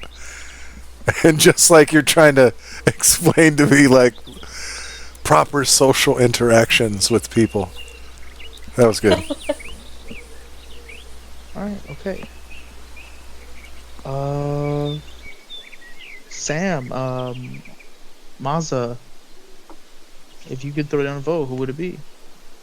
I mean, just continuing on the social, not awkwardness, just not understanding, I'd have to give it to Bashiri. Just because of the whole interaction between me, Tanya, and Po-jem. That had me blushing in real life as well as in character. But yeah, I'm gonna have to. Yeah. Wow. Alright. That's completely understandable, but alright. And finally we got Casimir, played by Tapioca. That's right. I don't really know. I guess, like, St. Mazik just didn't leave me behind. Alright, okay, that's He completely... had the kindness to be nice to a weird dog that showed up. That you guys still don't know is your friend. Yeah. You just, like, you just accept the fact that you now have a pet dog and one less friend. Well, Pretty much, yeah. actually 2, because Farron, where's Farron? Farron We're fell losing Sleep people. Farron Sleeping fell in the off car. Yes, she's a heavy sleeper. Having a nap. Yeah. She probably lied to you about not having nightmares, and she just lost a lot of sleep, you know? Oh, I wouldn't put it past her. Hope she comes Alright. back. Oh, man. And we'll complain about her sleeping too much, and she'll be like, What's happening? Farron, you gotta stop drinking. It's a problem. Alright, but overall, I think you guys did pretty wonderfully today. Wow, thank you. Yeah, honestly, Casimir, I really enjoyed the thing with the wolf. Although I could have, on my end, I could have done a lot more if I interpreted that like you stayed in the wolf form. I could have done quite more. Oh no, it's okay. It's just that like he was injured and confused and probably forgot that he was a wolf. Gotcha, sure. But He but took yeah, a bath but as a wolf. I definitely like that. It's an exemplar piece as to why you do not split the party under any circumstances. Yeah. But that is how it is. Po-jem, as always, it's always the social interaction. It's gold. It's just gold. But Thank you. I'm definitely predicting it, man. You're not gonna make too many friends like that. Yeah. I think my favorite moment for Maza this entire session was when all the children tried to push you off the docks, but you just kind of you just stood there. Nice. You're just like, what the fuck is going on? No, let's get out of here. It's like, I understood that they were trying to push me, but just like, oh, no, can't see anything down there. Sorry, kids. Yeah. So it was definitely a lot of the back and forth between the characters. You definitely went between being like I probably trying to keep Po-jem rudely in check, but then also being this caring figure for some random animal. But so I thought that was pretty neat. But you know, but yeah. All right, so we're gonna give another plot point to Po-jem then. Here he's just racking them up slowly. Jesus Christ. Well, I thought there were 2 for Maza. Yeah. 2 for Maza. So it would be 2 for Maza, 2 for me. I thought Casimir had. Oh, never mind. I'm sorry. Then yeah. Sorry, Po-jem. I'm gonna punch you in the face. Maza, that's for you. There you go. Okay. Sorry about that. I'm a little tired, but Yeah, that's fine. It's okay. I could have sworn, but that's okay. Whatever. All right. So Maza, there is your plot point. I believe that's your first or second plot point, right? It's my first. Then, Bookie. Someone else. Bookie got one. Right. Didn't Bookie get the first one? Yeah, I think Yes, Bookie got the yes. first one. Yeah. Oh, Bookie, how we miss you so. I hope cutest she's number. having fun with the Super Bowl. What a nerd. I Football. know. How could she watch football instead of playing Dungeons and Dragons? Yeah, you're gonna see people fail at throwing a pigskin, but when you could be fighting a vampire. I know, right? I really hope I don't turn into a vampire, because a vampire tiefling, who's also a barbarian, Fucking so. But I mean, it's because angry on top of angry. but the reason why it's disappointing though is because she's a monster slayer. You know that is her ranger archetype, and it's just, what are you doing? Like, oh, But it's fine. have okay. a nap. All right. So with that, you guys are now level 3. Oh, that's really? I don't Yeah, get yeah, like yeah. anything. Oh. Well, that's not true at all. You get you get your class archetypes, your subclass. Yeah, but I keep googling it and there's like nothing about it. Can you help me if you Yeah, know anything? I can fucking send you a link to like the best website in the world, which Thank will you. give you the player's handbook for free. Okay, Yeah, but it will be a PDF though. that's cool.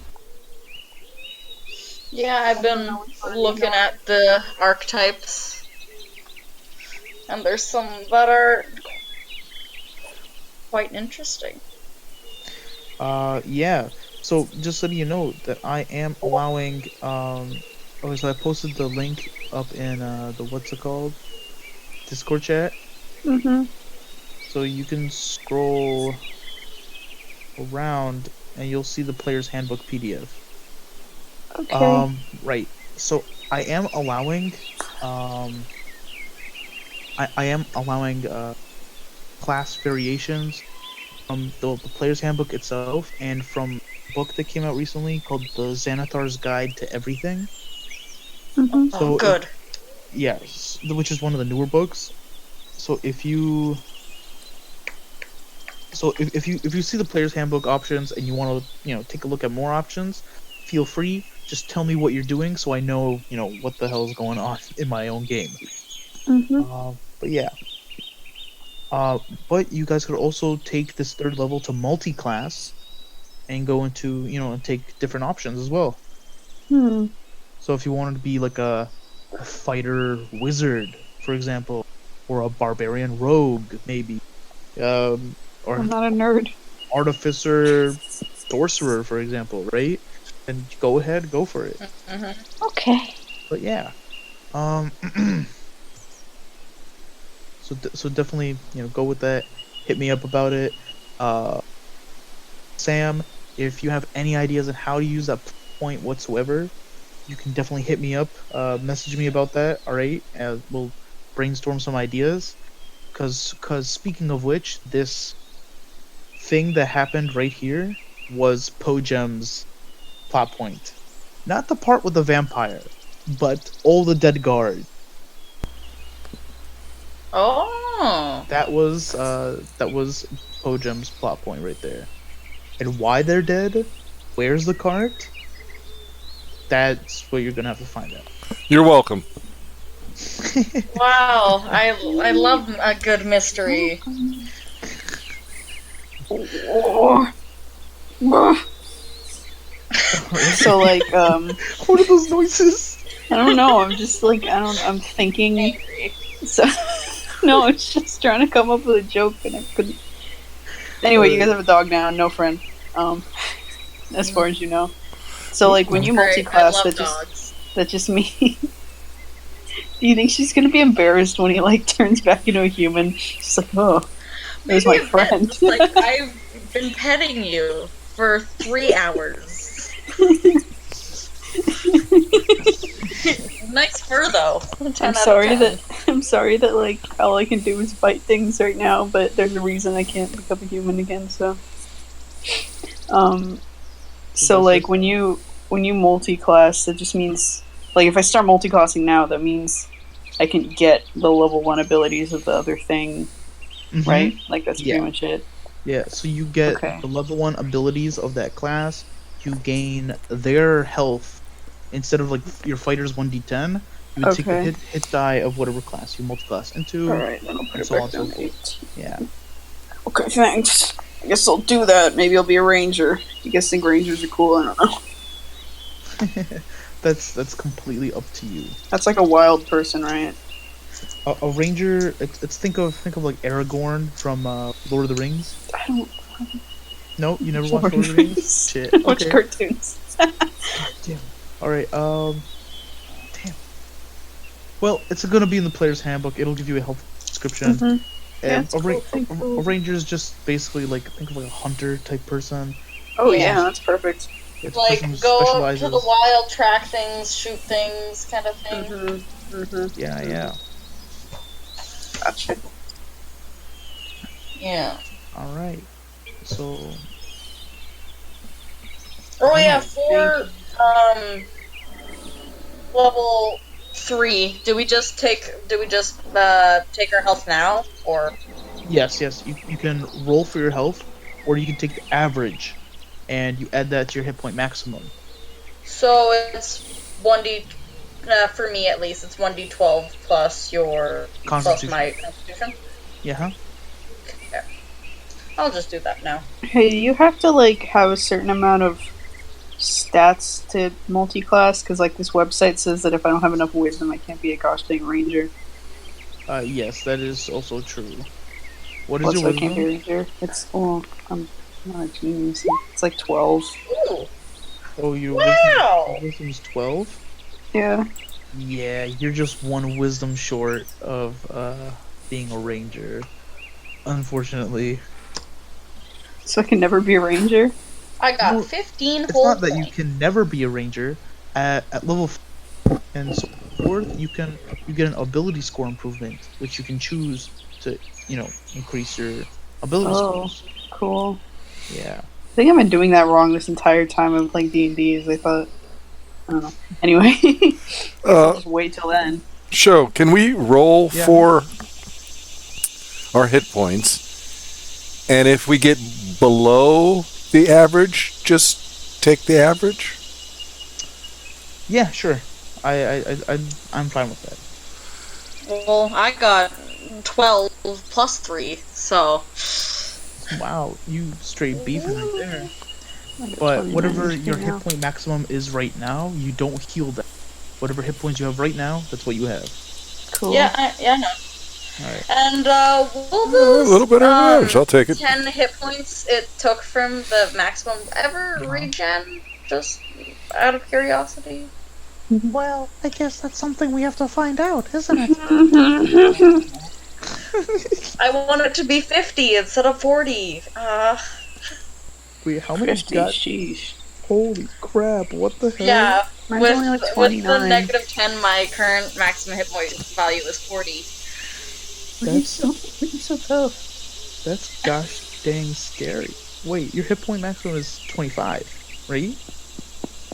It was, and then I rolled the level 3, and that was 15. So it's at 40 right now. Yes, that would bring you to 40. Yeah. Is that with or without the 10 point? Oh, it's without the 10 point. It's with the 10 point disadvantage. Yeah. Wait, so you have 35 hit points maximum normally? Yeah. That mathematically that does not make sense. It's not.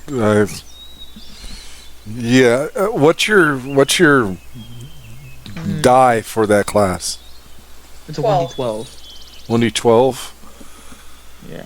So even if you rolled maximum twice, you should have had a 30 hit point maximum. I mean, nevertheless, you would have survived this encounter, but Yeah. yeah. I probably rolled it wrong. So I'll just take it down to like 30 then. Well, it's now 35 because of the new level. Yeah. Yeah.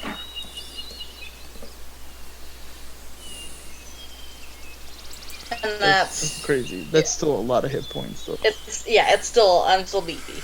Well, we needs the beef. We need And to you be. got the beef. All right. Okay, so I guess I don't think there are any more announcements. That A good night. A good night. Cool. Oh yeah, you all Okay. sleep well. I don't know how late it is anymore. all right. Yeah, it's like 10:40 for me. Well, it's only 9:30 for me. I hope you all Lucky. sleep well. Thanks for playing. That was real fun. I see Yeah, you like, Thing. next time. It was fun, Sam. Show. Tap. Yep. See you guys next week. Have a Yeah, good bye. night. See ya.